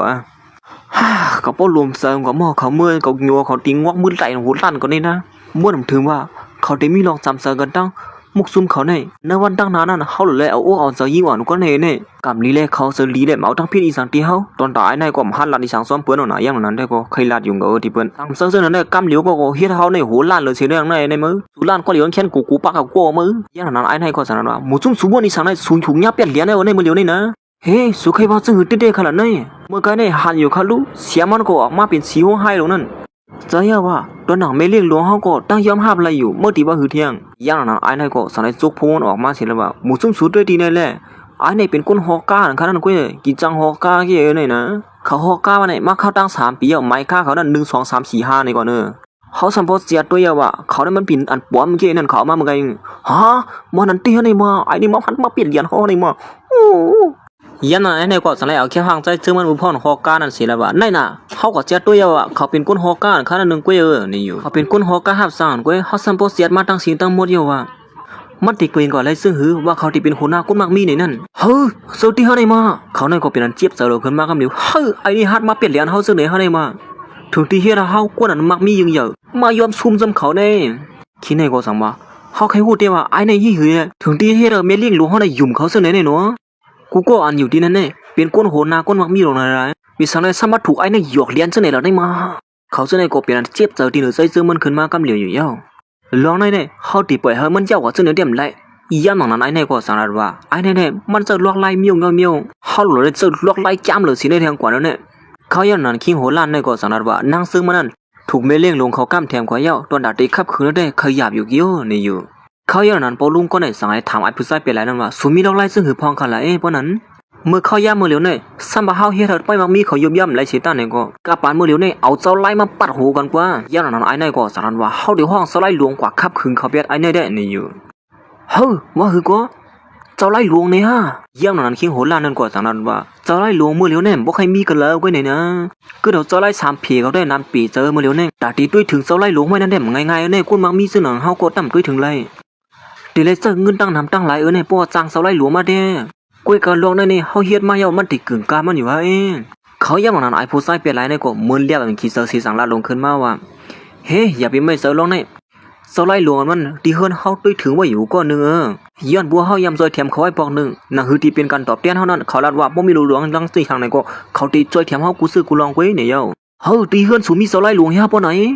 อ๋อเฮาก็บ่ว่าอยู่แหละสู้เขาย่ำไหนให้สังไลไปมักมีสูขึ้นเยอะนะอ้จ้องที่มีเจ้าไล่หลวงที่เฮิรนมอเขาย่ำนั้นเขาก็สังไลอ่านเอาเจ้าไล่หลวงเมื่อขับขึงใจเจอมันเนี่ยเย้าปอมีเจ้าไล่หลวงเสนอได้ไอ้นั่นน่ะตื้นเตรียมรถกว่าแล้วปอเสนอก็ไหว้บนปูนพรสัวเนี่ยเมื่อขับขึงกำเหลียวเฮาคันละอ๋ออย่าไปไม่เสือเขาลงในตื้นไหลเยอะค่ะเมื่อค่ะละเห็นนั่นเสียสังไลตัดมาขึ้นที่ใส่เสื้อในดังเสื้อมันนั่นเมื่อพ่อหันเขาเจาะขึ้นมานั่งเหนือก้านนั่นก็นั่งเสื้อมันก็สั่งว่าฮ่าเขาสัมพอรวมเสือลงกว่าเด้งสูนได้แก่แก่ถึงที่เฮ็ดของปลอมถึงที่เป็นประยุ่มเฮาเตหลงย่านนั้นมันใส่ก็สั่งว่าซุ่มทางเทิมสีท่าว่าเฮาเนี่ยเป็นตูเตมันกำเหลียวเนี่ยก้อยกะมันนั่งซ้ำบ่นว่าใส่เสื้อมันลาดเรียนก้อยนั่นแหละเฮ้ยสุอย่าไปลาดเจ้านั่นอยู่ว่าเฮาฮู้อยู่ว่าสุเป็นคนธรรมดาก้อยเนี่ยเฮาทบสุมานั่นเฮาฮู้อยู่รู้ว่าสุเป็นคนซื่อหือนะก้อยกะข้าย่านนั้นก้อยนั่นก็ปอเขาก็สั่งให้กับสืบมาหามันใส่ว่าหือข้าล่ะป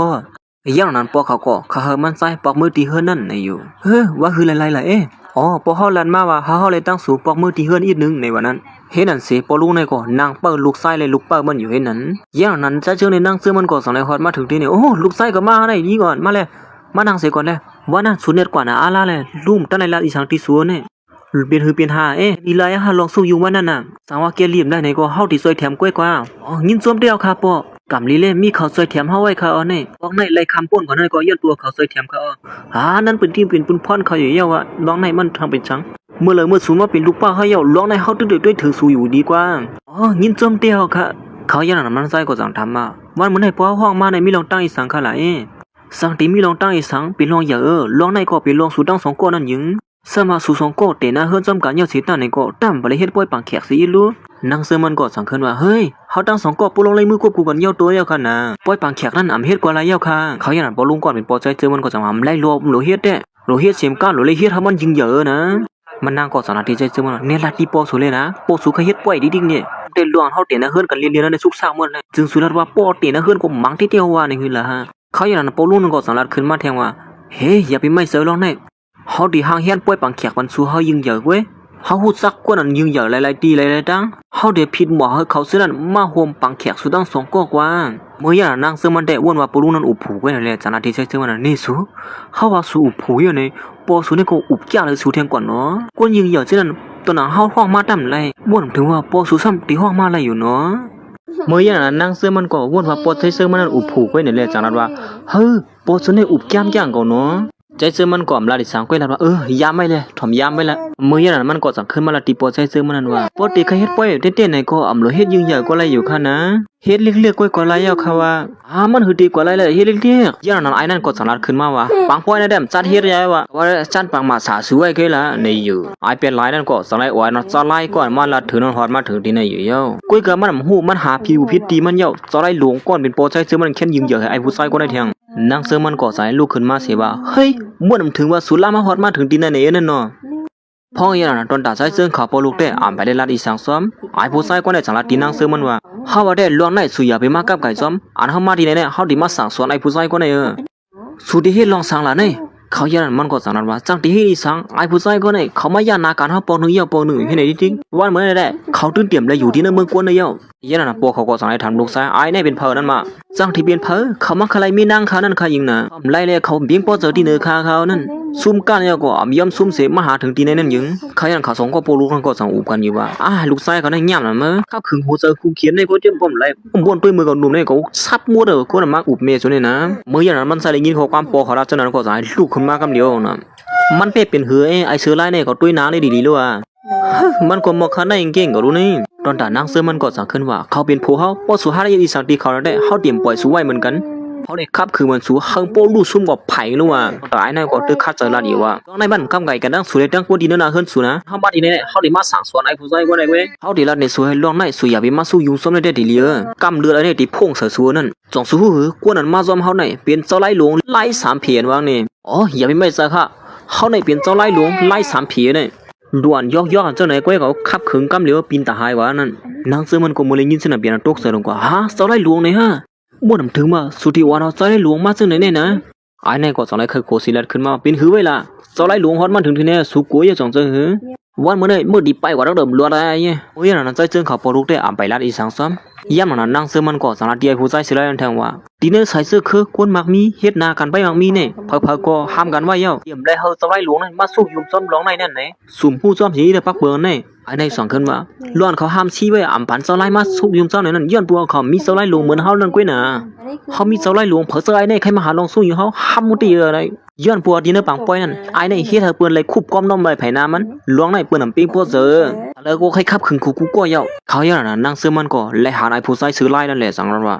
สู้ออกกว่าแล้วอ่อนเฮาปอสู้ออกกว่าเลยนะหมู่ซุ่มเขาตีเฮ็ดเตยเย้าในมื้อเดียวนี่เฮาติดซอยสารเขายังไม่ปันสู้จริงเจ้าไล่นั่นก็สังนั้นว่าตีไปกว่านั้นเหรอตกลื่นกว่าเย้าสุดีไปกว่านั้นเดิมล้วนแล้วมื้อเดียวเนี่ยมันก็สังนั้นที่ใจเสือมันน่ะเมื่อดีกว่าลีๆเนี่ยอำนั้นก็ที่ให้เขาก็ขับขึงบันเมื่อมันเนียนส่วนที่ได้มือก่อนนี่ว่ากำมือลีน่ะเย้านี่นะมื้อยันตอนตัดใส่จึงหาปอลูกได้ลักให้ข่อยเย้ากูจึงน่ะสู้ในเฮ็ดอีสังเฮาไล่หรอเขาอย่างนั้นนางเสือมันก็เปลี่ยนตกเสือลงเฮ้ยที่เฮานั่นมาอันนี้ก็จำมือคือเสมออีเลยว่าฮอดมาถึงตอนไหนว่ามันไปยอมฮับลงเตะเฮาได้มาเจ้าไล่หลวงก็ได้เขามีล็อกไล่กัดแขนก็หือในสุ่มหู้ฮะมื้ออย่างนั้นนางเสือมันก็สังนาที่เจ้าไล่หลวงนั่นว่าลองในสุ่มมีลองเสียบเสืออีสังตีเนื้อกันเป็นสังไล่สุสันที่มาเฮ็ดให้เขาฆ่าละล้วนเขายินมอบปันสุไล่เฮาก็ยินมอบนำเลยสินั่นก็ไล่กว่าเน้อนี่อยู่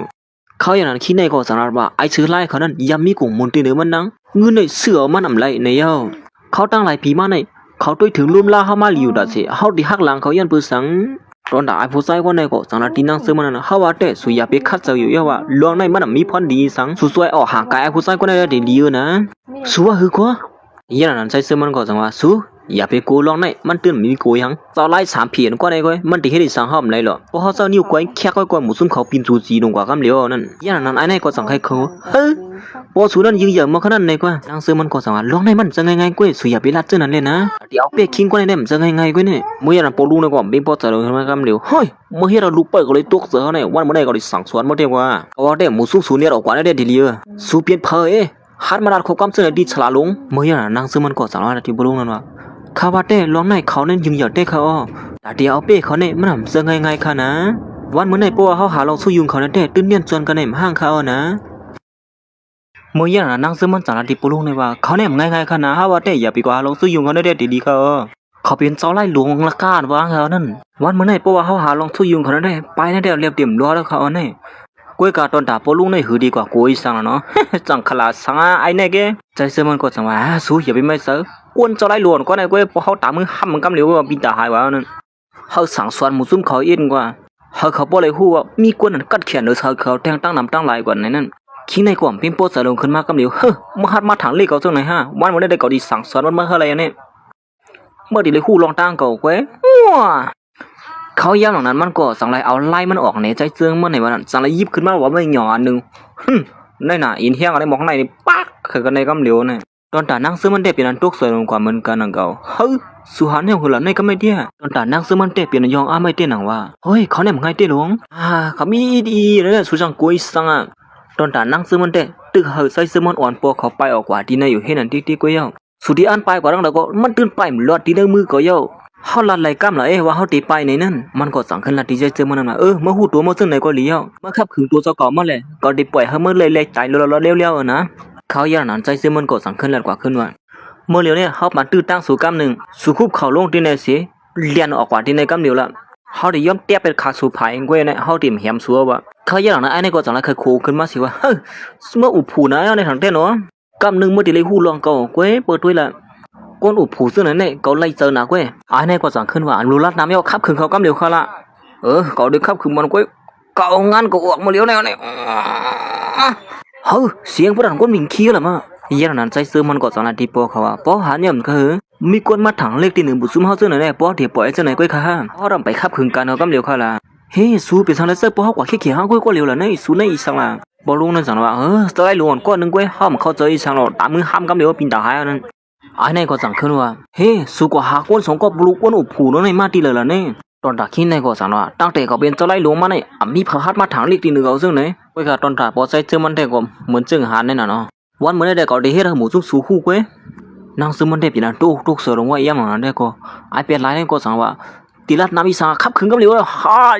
มืออย่างนั้นก็อย่างก็พอใจเจอมันก็สั่งไรเฮ้ไว้สิผามือห้ำแก้มปีนตาหายลงกับห้ำเหลียวเนี่ยมือที่อยู่ในวันน้ำปูนี่อวมกันเลยมั้งเฮ้ยหาแถมป้าเฮ้ตอนตานางซึมันได้การตุกเสือเผื่อไว้มาแทงกล้ามก็คิงสไลด์หลงในก็ถมน้ำปูกองกันนะเนาะเฮ้ยตีเต้มันก็สุนัขเจ้าก้นธรรมดาเนี่ยเป็นเจ้าไล่หลวงลงตอนตายซื้อไล่นี่ก็สั่งว่ามือหายเท่านั้นมาสูเปียนเจ้าไล่หลวงอันยังเหยื่อหรือสีเปิ้ลหลวงในป้อนั้นสูเปียนเจ้าไล่ออกมาข้างในนึงก็มาหาสู้ยุงจำเฮาอยู่กับตามือห้ามกำปินตาหายของละมือตอนตายในก็สั่งให้ถามเจ้าไล่ก่อนมันห้องมานั่นปีนลองตั้งอีสางพองขนาดไหนปุลุงเมื่อตันถามก็มือถามเตะมือกับถุ่มน้ำปูกองแล้วนี่เขาสองก็ปุลุงนั่นแหละมันเสือก้นธรรมดากว่าหาลองสู้ยุงเขาเด่มบ่ใครแค่วันในมือก็วนด้วยมือเขาซ้ำไล่เขามือกันนั่นก็เขาผ่ามือเขาได้ห้ามเขาได้หาอยู่เหนียวมันก็เตรียมอ้วกเขาเนี่ยตอนตานั่งซึ่งมันสั่งว่าในว่าเขาเป็นเจ้าไล่หลวงเหรอนั่นใจเจอมันจังขึ้นว่าบางเผาเขาเป็นก้นหมอหยอกเลียนก็เป็นไรเขาไม่เจอไล่หรอเฮ้ยม่วนถึงว่าพอเขาตีกัดแขนว่าเป็นอะไรที่หลงเนาะเมื่อยันนั่งซึ่งมันก็สั่งขึ้นว่าเขาว่าแต่พอสูเสลีหน้าตาสูบ่อยๆก็เนียนจวนสูก็ได้แล้วล่ะตอนตายเนี่ยก็เป็นอันจารย์เสียจีบใส่ขึ้นมาไล่ลวงเตะพวกนี้สั่งซะในห้องมาอมไล่ลวงมือเกียกเฮ้ยเขาเป็นเรียนสูลองอีสังละนี่สูลัดว่าสูเป็นเจ้าไล่หลวงแค่เขียงก้นเท่าก้อนนึงก้อยสูแค่เขียงเขามันไล่เต้มันลุงก่อนมันห้องมานั่นก็เป็นเจ้าไล่อยู่หนังเก่าก้อยกับมันเอาเปียบอใส่เสื้อมันไล่ขนาดนึงก้อยคิดในก็คัดเจอลัดอยู่ว่าเขาในมันเป็นเจ้าไล่หลวงเท่ตอนตายในก็มียุ่มเสียดินห้ามมันเจ้าไล่หลวงก่อนมันห้องมานั่นอยู่ยาวคิดในก็เอาลืมหางลืมตัวกว่าให้นั่นเนี่ยอันนี้กินผ่ามือปอใส่เสื้อมันเต็มก็หือนี้กินผ่าตีนไอ้แน่นั่นก้อยเก่าลืมตัวกว่านั่นเขาได้ปันฟังหมูซุ่มสวยอันสัวเปียก่อนเนี่ยมันเสือก้นหมอไล่เต้หรอเขาในมันยิงใหญ่ก็คือในเขาได้มาเอาสูขึ้นกว่าไอ้ในก็ลูกน้องมันเอาห้องมาสปอนเนียนจวนก็ตึกมาละเตอละหน่อยอยู่ลูกในสั่งว่าปุ๊บกว่าได้ก็ห้ามบ้าเมื่อนี่ไงพอด้วยเนี่ยเขาได้ขับคือหมูซุ่มสูก้อยวันเมื่อได้ก็ได้ปล่อยหมูซุ่มสูไว้กว่ากันอันเพิ่นปล่อยมันได้มันว่าชัวเฮาเห็นนั่นเสียเขาสั่งให้ลากบ้าคิงสั่งให้หลวงนั่นอยู่ยาวพอลูกในก็สั่งว่าเมื่อเมื่อเขากว่าก็ห้ามมานั่งอุบกันเนี่ยเมื่อไกลนี่ห้าอุบกันนั่นไปดันเย้าดีมั้งก็นางเสือมันก็สั่งว่าวันถือว่าพอเขาได้กัดแขนพอเป็นดันได้เนาะคือที่ขับคือคิดนั่นพอปินตาหายลงกว่าเต้หลงใจเสือมันก็สั่งขึ้นว่าที่เต้มันพอเขาในเป็นเจ้าไล่หลวงตัวเต้นั่นเมื่อยันนั้นมันนั่งได้ก่อนไปอยู่นั่นก็เขาตื่นยองย่อยว่าพอเขามันเดินกัดแขนอยู่เย้าอย่าไปไม่เสือเขาติดเสียงซิบมันเขาก้อยร้องในแน่พอลุนก็สั่งว่าเขาขับคือหมูซุ่มเขาเส้นนั้นเย้าตัวหรืองามเย้าเมื่อเดี๋ยวนี้เขามาอุบกันลองเขาเหี้ยวหื้อนางเสือมันจังขึ้นตามก็ว่าลองอีสังขลายก็ลองเขาอุบกันเมื่อไกลสุดเดียบไปฝังแขกซ้ำกันนั่นยังนะเพราะว่ามาเป็นลูกป้าเขาไหนแต่ได้เฮ็ดปังป้อยฝังแขกยิ้มเหยื่อยิงหลวง หนังหื้อปกกึ่งซื้อเสียงเฮาอินกว่ามาก็เขาอย่างนั้นนั่งเสื้อมันก็สั่งมาเฮาอำเลยให้ถึงด้านกว่าไรอยู่ค่ะโยเขาอย่างนั้นโปรใส่เสื้อมันก็สั่งว่าเอาจังไหนเนี่ยเที่ยงเดือนนึงเฮาเฮ็ดปล่อยปังแขกตัวลัดยางน้ำมาเดียวเนี่ยกวนนั้นมีชื่อเสียงเนี่ยเจ้าไล่หลวงเขาตั้งน้ำตั้งหลายติเขามาโฮมปังปล่อยตั้งน้ำตั้งหลายเขาได้ปืนเขาเลยฮู้ว่าสู้ได้เป็นลูกป้าเฮาก็เหลียวเนี่ยเฮ็ดนั่นเสียสายตันมาขึ้นดีไอเปลี่ยนหลายมาจะลำอยู่ห้างก็เหลียวมันที่นั่นอยู่เย้าฮ่าเจ็บเจอเขาเฮ็ดซึ่งที่มาก็ไหลอีเดอไอในมือหิมผู้หญิงกวนเขาเลยเจอกว่าเที่ยงเฮ็ดไหนมาก็ดีจะลำเตี้ยมือพ่อมันใส่ตึกสลัมอยู่นั่นก้วยหนังเก่ากวนนั้นยึงเหยาเลยเสียมานั่นก็สานให้กับสืบมหามันใส่แล้วกับสืบมหาเที่ยงนี่โอ้ตีมือฮัลโหลค่ะว่าคือค่ะล่ะกวนกับสืบมหามันใส่อันใดก็เขาเฮามันใส่เตนะเฮิรนจำกันดังนางเซิงมันความพันอีนึงเขามีลองสู้ยิงอีออดเขาเนี่ยเมื่อในมั่มไรลวงเตอเขาเมื่อเตนะเฮิรนกันนั่งผู้ยิงกว่านั้นอีอ่อนก้วยก็มั่มเฮ็ดเปลี่ยนไรป้องเปลี่ยนไหนมาเมื่อตีมีพ่นดีอีสังตอนตาเก่าสิอีเดียวล่ะเนี่ยลองในตีมาต่ำตั้งพิษคาเต็มไรก่อนนะเป็นย้อนปัวไอ้นั่นมาหาลองสู้อยู่ที่ไหนดีเขามันมาหิวกว่าเยาค่ะนะย่ำนั้นมันใจก่อสังไรลัดก้นดินเนอร์พงมันละปั่นเข้าย่ำมันแทงอีดึงมันเดี๋ยวนั่งเซิร์นมาเฮไรเนี่ยเย้าเฮ้ยนั่นเสก้นดินเนอร์สายพงมันนั่นก็สลัดขึ้นมาว่าเก่าที่บันทึกตามเมื่อแทงอีนึงพอเมื่อเฮ็ดได้ปอกในเป็นปอกกำลังสุดเมื่อเยาก้อยนะยิงโจมเตียวครับพวกนั้นก็คำไม่ลองเขาทำอีนึงเขาเป็นสังไรเขาเตะนะเฮิรนเจ้าผู้ยิงก็ได้อยู่ดิเขาไหลก้นดินเนอร์พงมันสลัดขึ้นมาลองในมั่มโทรลิฮูก็สมัยที่จื้อก็ไม่รู้เฮ็ดก็เยาว่าข้าได้เฮ็ดจำหนาสามารถก็ข้าได้ทำน้ำยาวเท่าครับมันใจก็ย้อนปัวมีคนกล้ามแถมมันเยอะก็เป็นโหเสวยอยู่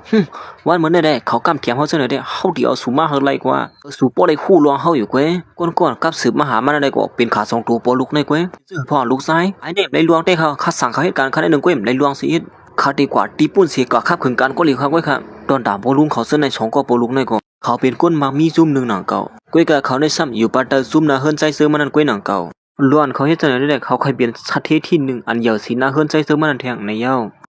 และเงี้ยมาว่าผู้หญิงคนนั้นหน้าตาก็ห่างหลีห่างงามไปเขามีน้ำเช็ดจานไหนคะป้ออะไรเขามาเยาะนี่ตีกำแถมอินแห้งใน2เสื้อคือป้อว่าเขาได้ปล่อยผู้หญิงคนไหนกว่าเสื้อไหนง่ายๆเด้เป็นการมันเยาะขนาดเนาะย้อนปัวเขาในป้ออะไรมานั่งซื้อมันเยาะเขาที่เฮ็ดเธอนั่งซื้อมันเฮ็ดเอาตอนตาเขาป้อยิงเยอะขึ้นมาในนั้นเยาะย้อนบ่ซื่อนั้นได้เขาสั่งไล่หาไอ้ผู้ชายคนนั้นกว่าเด่นนะเฮิรนซ้อมนั่งซื้อมันนั่นมาเป็นซื่อนั้นมาเยาะเฮาได้ยิงเยอะเสียเปิ้นอื่นนะป้อหางเฮ็ดตีเฮายิงเยอะหรือสิเปิ้นใน2เสื้อคือป้อเป็นจังนั้นมาป้อไหนจึงป้อตียิงอย่างปีเสือเหี่ยวเขาเน้นป้อนั้นเจอเหี่ยวลูกชายเจอเหี่ยวร้อนก็ลัดในก็เมียนตีเป็นแท้เมียนหัวว่าคือผู้หญิงกว่าให้นั่นเหี่ยวเพราะฉะนั้นก็มันเจอแล้วค่าได้กว่าครับคือมันแกว้งเฮ็ดนั่นสิสายตัดมาขึ้นดีใจเจอในนางซื้อมันนั่นเฮ็ดสังสวนเฮามาที่เฮิรนสู่แทงเหี่ยวล่ะนี่ลองเฮาติเตนะเฮิรนกันก็ลองอยากบ่เป็นนั่นไหนเฮาก็ติมือลัดนี่เข้าอยู่ด้วยเหมือนว่ากวนที่นั่นนะเฮิรนสู่ได้บ่เลยจะเฮานี่มันนั่งก็สั่งว่าซึ่งคือก็เหี่ยวลองเตนะเฮิรนนั้นเป็นลองเหี่ยวน่ะเฮาถูกลีลัดในเขาอยู่ในเหี่ยวเขาหันถึงซ่อมหืออำหันถึงซ่อมหือก็เย้าป้อเฮาในลัดในเขาเย้าก็เลี้ยวน่ะสู้ก็สมาธิเป็นจื้อหือก็เย้าตอนตาที่อยู่ซ่อมสูนเฮายอมเฮ็ดกูซื้อกูลองย่ำหนังนั้นนั่งเสื้อมันก็สังไรอ่อนเอาใส่เสื้อมันมาหาป้อเมเขานั่นเพิ่นก็เขามือดังเนาะเหี่ยวเลยเขาอย่างนั้นตอนตาป้อเมเขาเลยไอ้น้องไส้มันนั่งก็สังลัดอยู่ว่าเขาก็ตื้ออ่อนกันซ้ำถึงซื้อใส่เสื้อมันว่าใส่เสื้อมันหลอกเลียนเปิ้นแล้วถึงที่เมเล่หลวงนั้นก็ถูกเนี่ยเขาเปลี่ยนแลนกว่าเสื้อไหนในเฮาที่เฮ็ดซื่อล่ะดอกเลือดไม่ได้กูมาถึงตัวเฮานะป้อเป็นเสื้อนั้นมากกว่าที่นั่นน่ะเฮือนเฮาก็ญาซ้อมเขาหมดเหี่ยวๆนี่ดอนดับปอเขาก็ตื้อว่านี่ว่าเฮ็ดทางอีลูกยิงเขาได้ตึกกว่าปั่นปีทำไมไหนมาสั่งซื่อๆนั่นที่นั่นน่ะเฮือนเฮาได้ติดดูเลี้ยวย้อนเขาหมดเฮานี่ไอ้นี่ก็สั่งขึ้นมาขนาดนั้นปีหน้าได้ถูกญาไอ้นั่นเป็ดเลียนบ่ยะวะตอนตาเมเขาก็เขามันนั่งซื้อมันเปลี่ยนกันนั่งใส่ซื้อมันอยู่เห็นอันนี้ติ๊กก็ว่าได้เฮาเปลี่ยนกันเหี่ยวละม่วนถึงมือย่างนั้นก้อยหนังเก่าใส่ซื้อในนั่งซื้อมันก็ต้องฮอดมาถึงดีในเหมือนเขาเลยหันว่าใส่ซื้อในนั่งซื้อฮอดมาถึงดีในนั่นก้อยหนังเก่าเฮ้ยลัดถึงซื้อก็มาดีในกำเหลียวนั่นมาสุเฮ็ดจึงหือเลยมาถึงตีเฮือนเฮาจังเลยล่ะเด้เขาอย่างนั้นนั่งซื้อมันก็สารขึ้นมาว่าเที่ยงเรือนนึงเฮาบ่ติเตียนะเฮือนจำกันเหี่ยวเฮ็ดป่วยปังแขกนี่นะเฮาได้เฮาหมู่ซุนซูเขามาโฮมปังป่วยเฮานี่นะคือเฮาก็เป็นโปเมลูกกันอยู่เก่าเฮ้ว่าหือก็เมลันขึ้นกำดูสุดที่เฮ็ดป่วยปังแขกสำคัญไอ้ตั้งไอ้นี่เนี่ยอย่างนั้นแม่เขาก็สารว่าไอ้นี่เป็นตัวสุกอยู่ลงสิซ้ำติมาเฮ็ดโผล่ได้เป็นเอียนอยู่นี่อยู่ดีกว่าหาโผล่จังหือกว่าไรก้อยก็อย่าไปมาเอาไอ้ผู้ชายคนนี้ได้ล่ะเขาอย่างนั้นมันนั่งก็สารในแม่เขาว่าอันนั้นก็ไม่เขาลืมแล้วค่ะมัวน่ะเขาเลยช่วยเถียมเขาไว้เฮาว่าอะไรอันนั้นน่ะอย่างก็บ่เรื่องแล้วนี่หน้าการลงเหยินว่านั่นน่ะเขาอย่างนั้นน่ะก็สังนั้นว่ามื้อเลี้ยวน่ะเผาก็ฮู้กันหมดแล้วว่าเขาเนี่ยเอาจูงปอมสิมาหยอกเลียนไม่เลี้ยงลงเปียเปิ้นนั่นมื้อเลี้ยวได้เผาก็อ่อนกันลือหลังกว่าเสียงแล้วว่าตอนดาคิงเนี่ยก็สังนั้นว่า ก้นๆนั้นเป็นก้นยิงเหยอะไผ่ล้างนั้นเป็นก้นอันมักมีสีเปิ้นก้อยกะก้นก้อนเขาลัดถึงอย่างนั้นก็เป็นปีนางใส่เสื้อมันแหละเขาลัดว่าก้นอันนาเฮิรนได้เสื้อมันนั่นยิงเหยอะนะเนี่ยว่าก้อยกะคำหัวก้นนั้นก็เป็นก้นนาเฮิรนได้เสื้อมันก้อยเก่าไม่ว่าได้เนี่ยตัดขาดเป็นเขาในกำเหลียวได้ดีๆนะในวันตั้งนานมาเฮาเต็มเลยทุกข้าซ้ำเขานั่นยิงนะเขาอย่างนั้นนางเสื้อมันก็จังลัดว่าซึ่งก็ยังมันติดนาเฮิรนจำกัดนางใส่เสื้อมันนั่นก้อยเนี่ยเหมือนเขาตึกเถียงกันนางปัวเมียอยู่นั่นก้อยนางเก่าไอ้เป็นไรนั่นก็จังไรฮอดมาถึงที่ในเสียบางว่าอย่างแขกส่วนนั้นตีกว่าเฮ็ดดีเดียมเฮ็ดไรไว้ในเมืองในวันนั้นเฮ้สุดที่ฮอดมาถึงที่ในละเนี่ย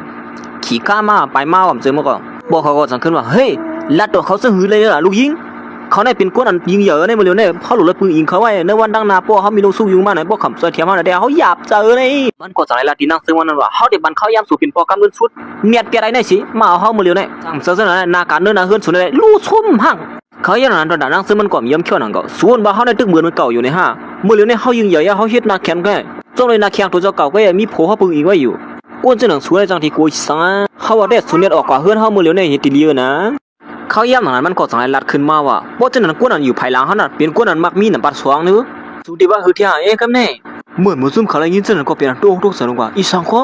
ก้นนั้นอยู่ภายหลังส่วนเนี่ยเป็นก้นนั้นมักมีน้ำปัดสว่างในเขาได้มาก้นมันลัดถึงอยู่ในก็เป็นก้นเขาเลยนั่งซื้อมันกว่าเฮ็ดยากัดแขนเขานั่นก้อยเพราะว่าเขาในก้นอยู่ภายหลังเขาในเป็นก้นมักมีสิเปิ้นในแด่ในวันดังนั้นเขาได้ปืนยิงเขากว่าลูกยิงพวกเขาก็จังนัดว่าก้นนั้นมักมีเนื้อสิเปิ้นในเพราะทันวันนั้นเขาในเป็นก้นมักมีน้ำปัดสว่างในตั้มกับดังก้นมักมีน้ำปัดที่นึงนั่นเนอะ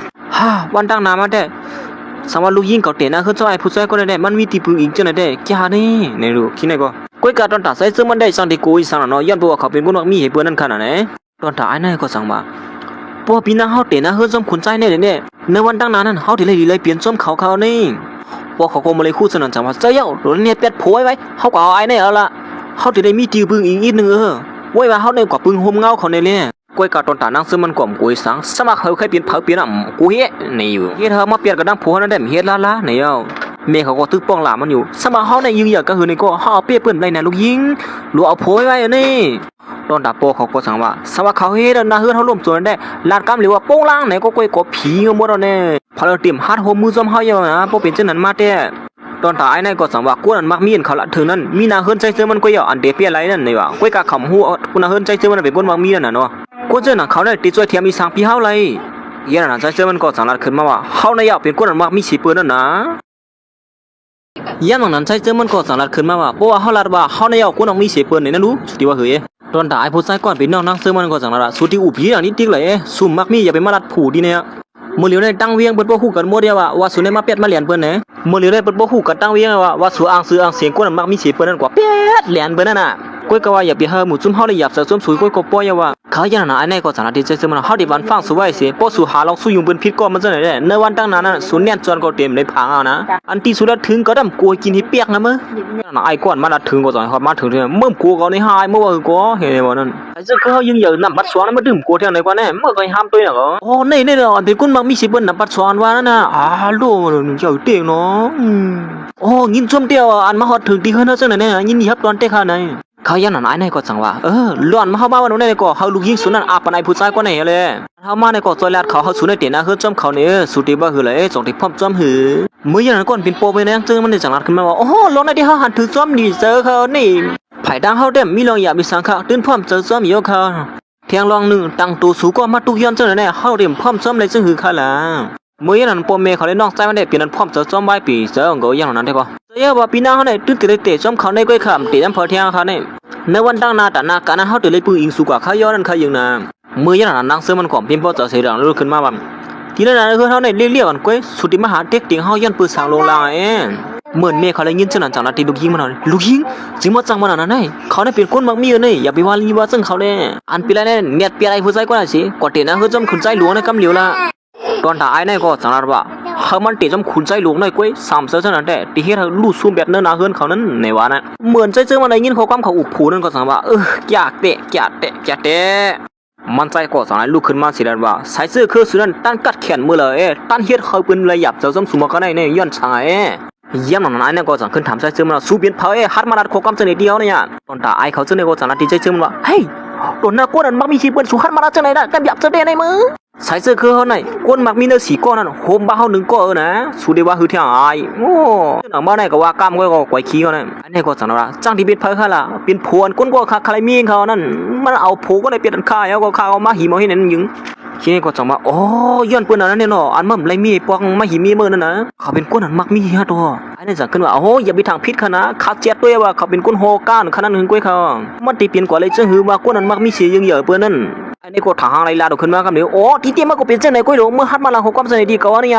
ขับคือมันกับเหลียวยบคอออกไปเนี่ยนะเยี่ยงนั้นนักซื้อมันก็จังว่าเฮ้ยพลายอย่างไรผู้เขาเนี่ยเห็นในวันนั้นย้อนเขาละเขากำปนหรือดีหนึ่งศูนย์นั่นเขียนตัววางข้างมันเขาเย้าเขาละเมียเขาก็จังนาทีมันนั่งลูกยิงเฮ็ดสังเฮ็ดไหนแล้วไหนหยับเจอส้มมันหน่อยกำออกมาละอย่าไปกูอยู่จำมันจังไหนเย้ากำแต่เฮาหญ้ากันหมดนี่เห็นในวันนั้นพวกเขาก็จังว่าเฮียงไอ้เนี่ยลัดความเขียงแค่นี่มาเปิ้นฮอดมาถึงที่ไหนตื่นลัดความย่อมชั่วแล้วล่ะโมอ่ะมึงสังไหนมันตื่นถึงหญ้ากินห้างอย่างนั้นไอ้ก็จังว่าตัวลื่นกว่าว่าไอ้เมื่อหีกว่ามาตึงยากินย้อนวันเมื่อไหร่เด้มื้อถามว่าเมื่อเด็กกำลีมันเจ้ามือกูปอกป่นมากกว่ามันชื่ออันนี้ก็จังว่าเขาสั่งสูมือใกล้ตัวล่ะก็กูจะได้ก็ไปคาดตรงเตี้ยๆว่าอย่างนั้นใจเจ้ามันก็จังได้จวกมาจูงนั่นสิแล้วว่าหมู่จุ้งสุดด้วยดีนั่นแหละจองสูหาถือมาแหมเขาเนี่ยมาเฮ้ยนี่เป็นจุงอันคนมักมีเสียเปิ้นยิ้มไว้เหือนี่ก็มันเป็นสังในสมัยอยู่ที่ในมือไอ้นี่เหรอวะใจเจอมันก็จังขึ้นว่าล่วงที่นั่นนาเฮือนเฮาจะว่าคนมันนอกจึงสูมาสุกซากซ้ำก้อยว่าแต่หมู่จุ้งสูเนี่ยออกกว่าที่นั่นได้ดีๆนะอย่างนั้นไอ้สะเทียนปัดสอนนั่นก็มีบ่ใจขึ้นมาเลยไอ้นี่บ่ว่าก็ไว้เสือกัดค่ะไอ้นี่มันเป็นจุงอันปลอมเก้เขานั่นมันเจออันเตมีดีในมือนั่นค่ะนะมันก็หยอกเลียนเบิ่นเฮ็ดไหนเก้เขานั่นเขาเสนอก็อ่อนขนาดว่าใจเจอมันยิ้มนั่นเป็นอันปลอมมันก้อยมันเจออันเตมันเนี่ยว่าอันนี้ก็สั่งขึ้นแล้วขึ้นมาโอ้โหที่เตียนก็เปลี่ยนเจ้าไหนก้อยลงแน่วันมื้อได้ก็ได้สั่งสอนมากกว่าเมื่อมาอ้างชื่ออ้างเสียงเบิ่นเจ้าไหนแน่เมื่อฮัดบอกคือมาปลอมตัวเป็นก้นยิงเหยื่อที่นั่นนาเฮือนเขานั่นก้อยกาก้นยิงเหยื่อที่นั่นนาเฮือนเขานั่นวันนั้นสุดมาไหนก็เฮาได้ยิงเหยื่อเขาเลยอยู่ก้อยกว่าเห็นไหมบ่นั้นไอ้นี่มันตื่นกล้าให้ไหนจิมื้อละเขาในตั้งแต่ขาท่วมมาในกำว่าเมียวให้ดีเขาปุ่มเป้ปอกนั้นมือป่นมันก็เขาลัดแทงว่าเขาเป็นน้องไส้มะเร็งลงสะเทในแทงก่อนนะครับนั่นตีป่วยเขาไว้เจ้าไหนแดมเป็นเอียนค่ะนะอ๋อเหี่ยวไม่เจอเขาที่ดีครับคือมันกว่าลวงได้แด้ไอ้นี่ก็จังนั้นตีโปเล่เขาว่าอย่าไปป่วยเขากว่าอ๋อลวงได้เมื่อปีไม่เจอเขาที่ดีครับคือมันเหรอไอ้นี่เนี่ยสูเนี่ยหมอเปียดหมอเรียนเบอร์เจ้าไหนเนี่ยเขาได้ขับขึงเป็นกล้วยกวนเมียเรื่องของสูเนี่ยมันก็จะให้สาวลูกน้องนอนยับใจซื้อมันไหนเย้านางซื้อมันก็จะนักขึ้นมาว่าโพในหำในตังใจเด้ๆนะเฮาย้อนอีกหนึ่งหันถึงหน้าเฮาอีกหนึ่งเลยนะไอ้ในสั่งขึ้นนัดขึ้นว่าสูบนมาสูเวียนเพอเฮาหันถึงสูเนี่ยสูเป็นก้นยิงอย่ามอกกะเหือเขายันมันนางก็จะนับว่าเฮาตีให้จำหนังความรักฉะนั้นกล้วยป้อสูป่วยมันเข้ากว่าเต้มันนางตีเตียนะคือจ้องไอ้เป็นหลายนั่นกล้วยเนี่ยเย้าเมียเขาก็มาเลยยินฉะนั้นว่าลูกยิงมันตู่บ่มีในจะมือไกลหรอมอกก็ไอ้เขาซื้อในได้เป็นอันจมเสือเสียเพียงป้อเสือว่าอยู่เย้าบอกเขาก็จังว่าลูกให้ได้จึงมือเลยลูกยิงอีอย่างนั้นไอ้นั่นได้ก็จังบ่จึงคือก็สุดเตรียมป่นอะไรที่ในมือเฮาเลยสู้ก็เลยวันเลียดอยู่นั่นก็รู้แน่กำเนิดสุดก็สู้ก็เฮ็ดจำหนังเฮาเลยย้อนน่ะเมื่ออย่างนั้นมันนั่งก็จังได๋ที่เจอมันว่านี่สู้อย่าไปไม่เสนลองให้เฮาเตรียมปล่อยเฮาสู้เลยมาสู้ข้าจำเฮาใจเจอมันก็จังขึ้นว่าสู้อย่าไปไม่เสเฮามีอยู่ที่ในเป็นก็จึงคือก็ย่อลองให้มันดิ้นเป็นความไรสู้เขานั่นเป็นก้นยังเยอะนี่นะพวกเฮาไม่เฮ็ดจังได๋เขาเตรียมปล่อยสู้กว่าเด้อนี่เขาอย่างนั้นใจเจอมันก็จังว่าสู้ลงในเฮานี่ล่ะสู้ด้วยเด้อมันตื่นดูไม่เสอีสังเขาเป็นเผายิงเหยื่อมอกก็คือนี่ก็เฮ็ดอีสังที่เหนือห้อมไรปอนางเสือมันก็สังขึ้นว่าไอ้นี่มึงชวนมาถึงเดี๋ยวได้มึงไปยอมรับร้องเต้ให้มาเมื่อถามว่าเมื่อในยิงเหยื่อมอกก็คือลงลางไอ้นี่ก็สังว่าสู้ว่าสู้ในมองเหยื่อมอกก็คือสู้ที่ว่าสู้ในเป็นเจ้าไล่หลวงนักการวางฮัดตอนตายนี่ก็สังว่าอย่าไปรัดนะว่ากอบปันเขาย้ำอันไหนกอบปันเขาย้ำอยู่นี่ก็ว่าได้เมื่อในเรากว่าได้ดีเลียวนะตอนตานางเสือมันได้ก็ให้กับมันใจเสือมันสู้อย่าไปไม่สนลงในเฮาตินเฮกับมันสู้ก้อยเนี่ยออกกว่าเลยนะอย่าไปกว่าคัดขวางเขาละมันใจสั่งว่าพวกเขาไปออกกว่าเย้าตอนตาสูรู้ที่ให้ซื้อหือเลยย้อนหาสูรถเพี้ยก้อยกอป้อเย้าตอนตาเขามีลองหยับสั่งนะซื้อหือก็เขาเป็นเมียสูก้อนหนึ่งเขาตื่นตีเฮ็ดหาสูเลยรถเพี้ยเขาเต็มเฮ็ดหาสูเลยเดือดเสือนะเขาย้อนนั้นใจเสือมันสั่งว่านี่สูการเตะนะเฮือนเสริมสูเนี่ยเขาไม่พิษอีสังเขาเต็มมีวันหันปืนศูนย์ตัวสีป่วยพาเพชรสูกว่าซึ่งไหนอย่าไปไม่เสือกำหนึ่งปอเมียเขาตีฮอดมาถึงตีไหนว่าฮะสูหือก็ปอเมียสูมาตีไหนเนี่ยฮะนั่นมาเป็นสังเลยสู้ห้องเขามาเลยไม่หยับเสือส้มสู้แทงเสือเนี่ยนั่นมีเขาก็กดสมบูรณ์หยับเสือไหนเยอะเนี่ยไอ้เนี่ยก็สั่งบอกไอ้เนี่ยมึงหยับเสือก็เลยมึงไปปิ้งป้อในมือห้องกุนตั้งเฮือนตั้งยี่สูมาหยับเสือส้มบูรณ์แทงเขาไปหลีอ้ามันเต็มมือไอ้น้องนักเสือมันก็สั่งบอกสู้ว่ามีกุนน้ำเยาเตียวเปี้ยปืนอะไรเนี่ยฮะจอกสู้เขาได้เป็นกุนมักมีน้ำปลาสวงนั่นจะเยาว่ากุนมักมีน้ำปลาสวงนั่นแหละเอาเปี้ยอะไรได้เป็นกุนมักมีน้ำปลาหนึ่งเกี่ยวกับว่าแต่เนียนออกมือเยอะละกับว่าแต่ดูยิงปลาเขาเนียนจวนก็เหลียวเขาใหญ่อย่าไปกว่าสู้ยุ่งซ้ำเขาเมย์เขาก็สั่งว่าผ่านยันออกมาเขาได้ดีนะเยาว่าในวันนั้นตอนตานางซื้อมันได้ก็จังละเธอใจซื้อมันเฮาปมเมเขาออกกว่าเฮาหูอยู่นะว่าเขาไม่จะโดนตาเฮาก้วยกายอย่าไปเฮาเขาเลยไม่อยากจะซ้ำซึ้งในเลยนะเขาอย่างนั้นตอนตายผู้ใจก็ได้จังถึงว่าเขาเปี้ยใครหูเขาได้มันยิงอย่างมอกก็หืนเปี้ยใครหันหน้าเขาตัวเยาว่า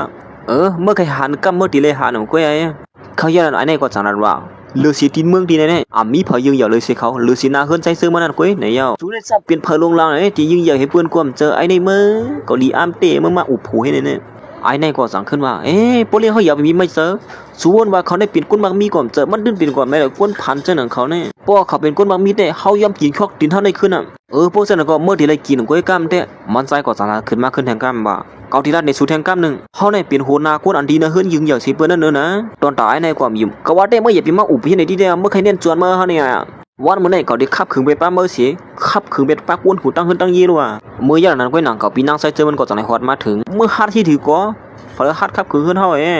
เขาอย่างนั้นมานั่งก็จังในปืดพักตูงเข้ามาหนาโฮมาดังโคตรตั้งนำทั้งหลายโคตรโคตรถามในฮอดมาถึงที่ไหนเงินคำในแหละเตียงหลายๆเขาอย่างนั้นปีนั่งลงใส่เสื้อมันก็จังในฮอดมาถึงที่ในเทงโก้หนึ่งเหมือนกันซื้อเงินคำขนาดหนึ่งก้อยโฮมาดังเฮือนเลยว่าตีลีในเทงตั้งนำตั้งหลายในอยู่ตอนได้ผู้ชายก็ในก็ม้วนด้วยเช่นนั้นน้องน่ะเขาอย่างนั้นโปรเมใส่เสื้อมันก็จังในฮอดมาถึงที่ในปลายมากกว่าสไตล์เกี่ยวน้องโหบดังซื้อโคเสาหนึ่งจุ่มเมปาในจังหวะพาราเฮฮัดมาเป๊กกินดูป้าเขาเจอไหนแน่เขาเป๊กใครคู่กองเตียมั้งเฮ้ยเฮียนั่นมาเหมือนเมปาในเลยหัวใจเสื้อมันเหี่ยวเปลี่ยนคนมักมีตัวเตี้ยนะเปลี่ยนตัวเสือลงกว่าเฮ้ยเขาเป็นคนมักมีตัวเตี้ยนั่นป้อนไหนเด้ตีเตี้ยมันก็เขาดำไรเปี้ยเหรียญเฮาหลวงนางเสื้อมันก็สั่งทำมาสวยตีเตี้ยมันก็สุ่มไรเปี้ยเหรียญเฮาเต้ลงในสุเบนคนนั้นมักมีสิเปิ้นนั่นเต้ลงในมันใส่จากขึ้นว่าสุเบนไม่นางเฮาดิเปี้ยเหรียญสุยอดเปิ้นสั่งละเฮาก็ป้อละในสุยาวสุเคยมียุ่มก็สุคือก็รู้เมื่ออย่างนั้นตอนตายในก็สั่งขึ้นมาว่ามันเป็นความไรก็มายุ่มยึดจ้องใจคะแนนไม่เลี้ยงหลวงลองในมันจะเต็มมือในเกเขารวมหมดในเฮ้ยเฮ็ดที่ให้มาส่วนว่าเฮาต้อมไรก็เจอน้องใส่ตัวโจเก่าที่เตียวว่าในมือพี่นางใส่เสื้อมันก็ในจังนั้นว่าเฮาด้วยเหมือนว่าสุดำเล็บไรเจอน้องใส่เฮาได้เพราะฉะนั้นก็เฮาขึ้นลือลองในเจอจังนั้นก็เฮาไรเจอเขาพร้อมจะมึงไปเตะนั่นเองนะมันไอ้ในคนเนียนลาดขึ้นมากำเหลียวหันหือปีคุยเลยปีหน้าเขาในกึ่งเรียบกันในนะทหารก็ปอดตั้งสุดก็เขาสมบูรณ์วางกึ่งเรียบหนาเขาในเห็นในวันนั้นเจ้าก็พูดว่าเลยลูกคุยก็เน่งก็ด้วยก็พูดว่าเหมือนคนมักมีเห็นในมือไกลเขาดำลัดวันในฮีดแล้วเนี่ย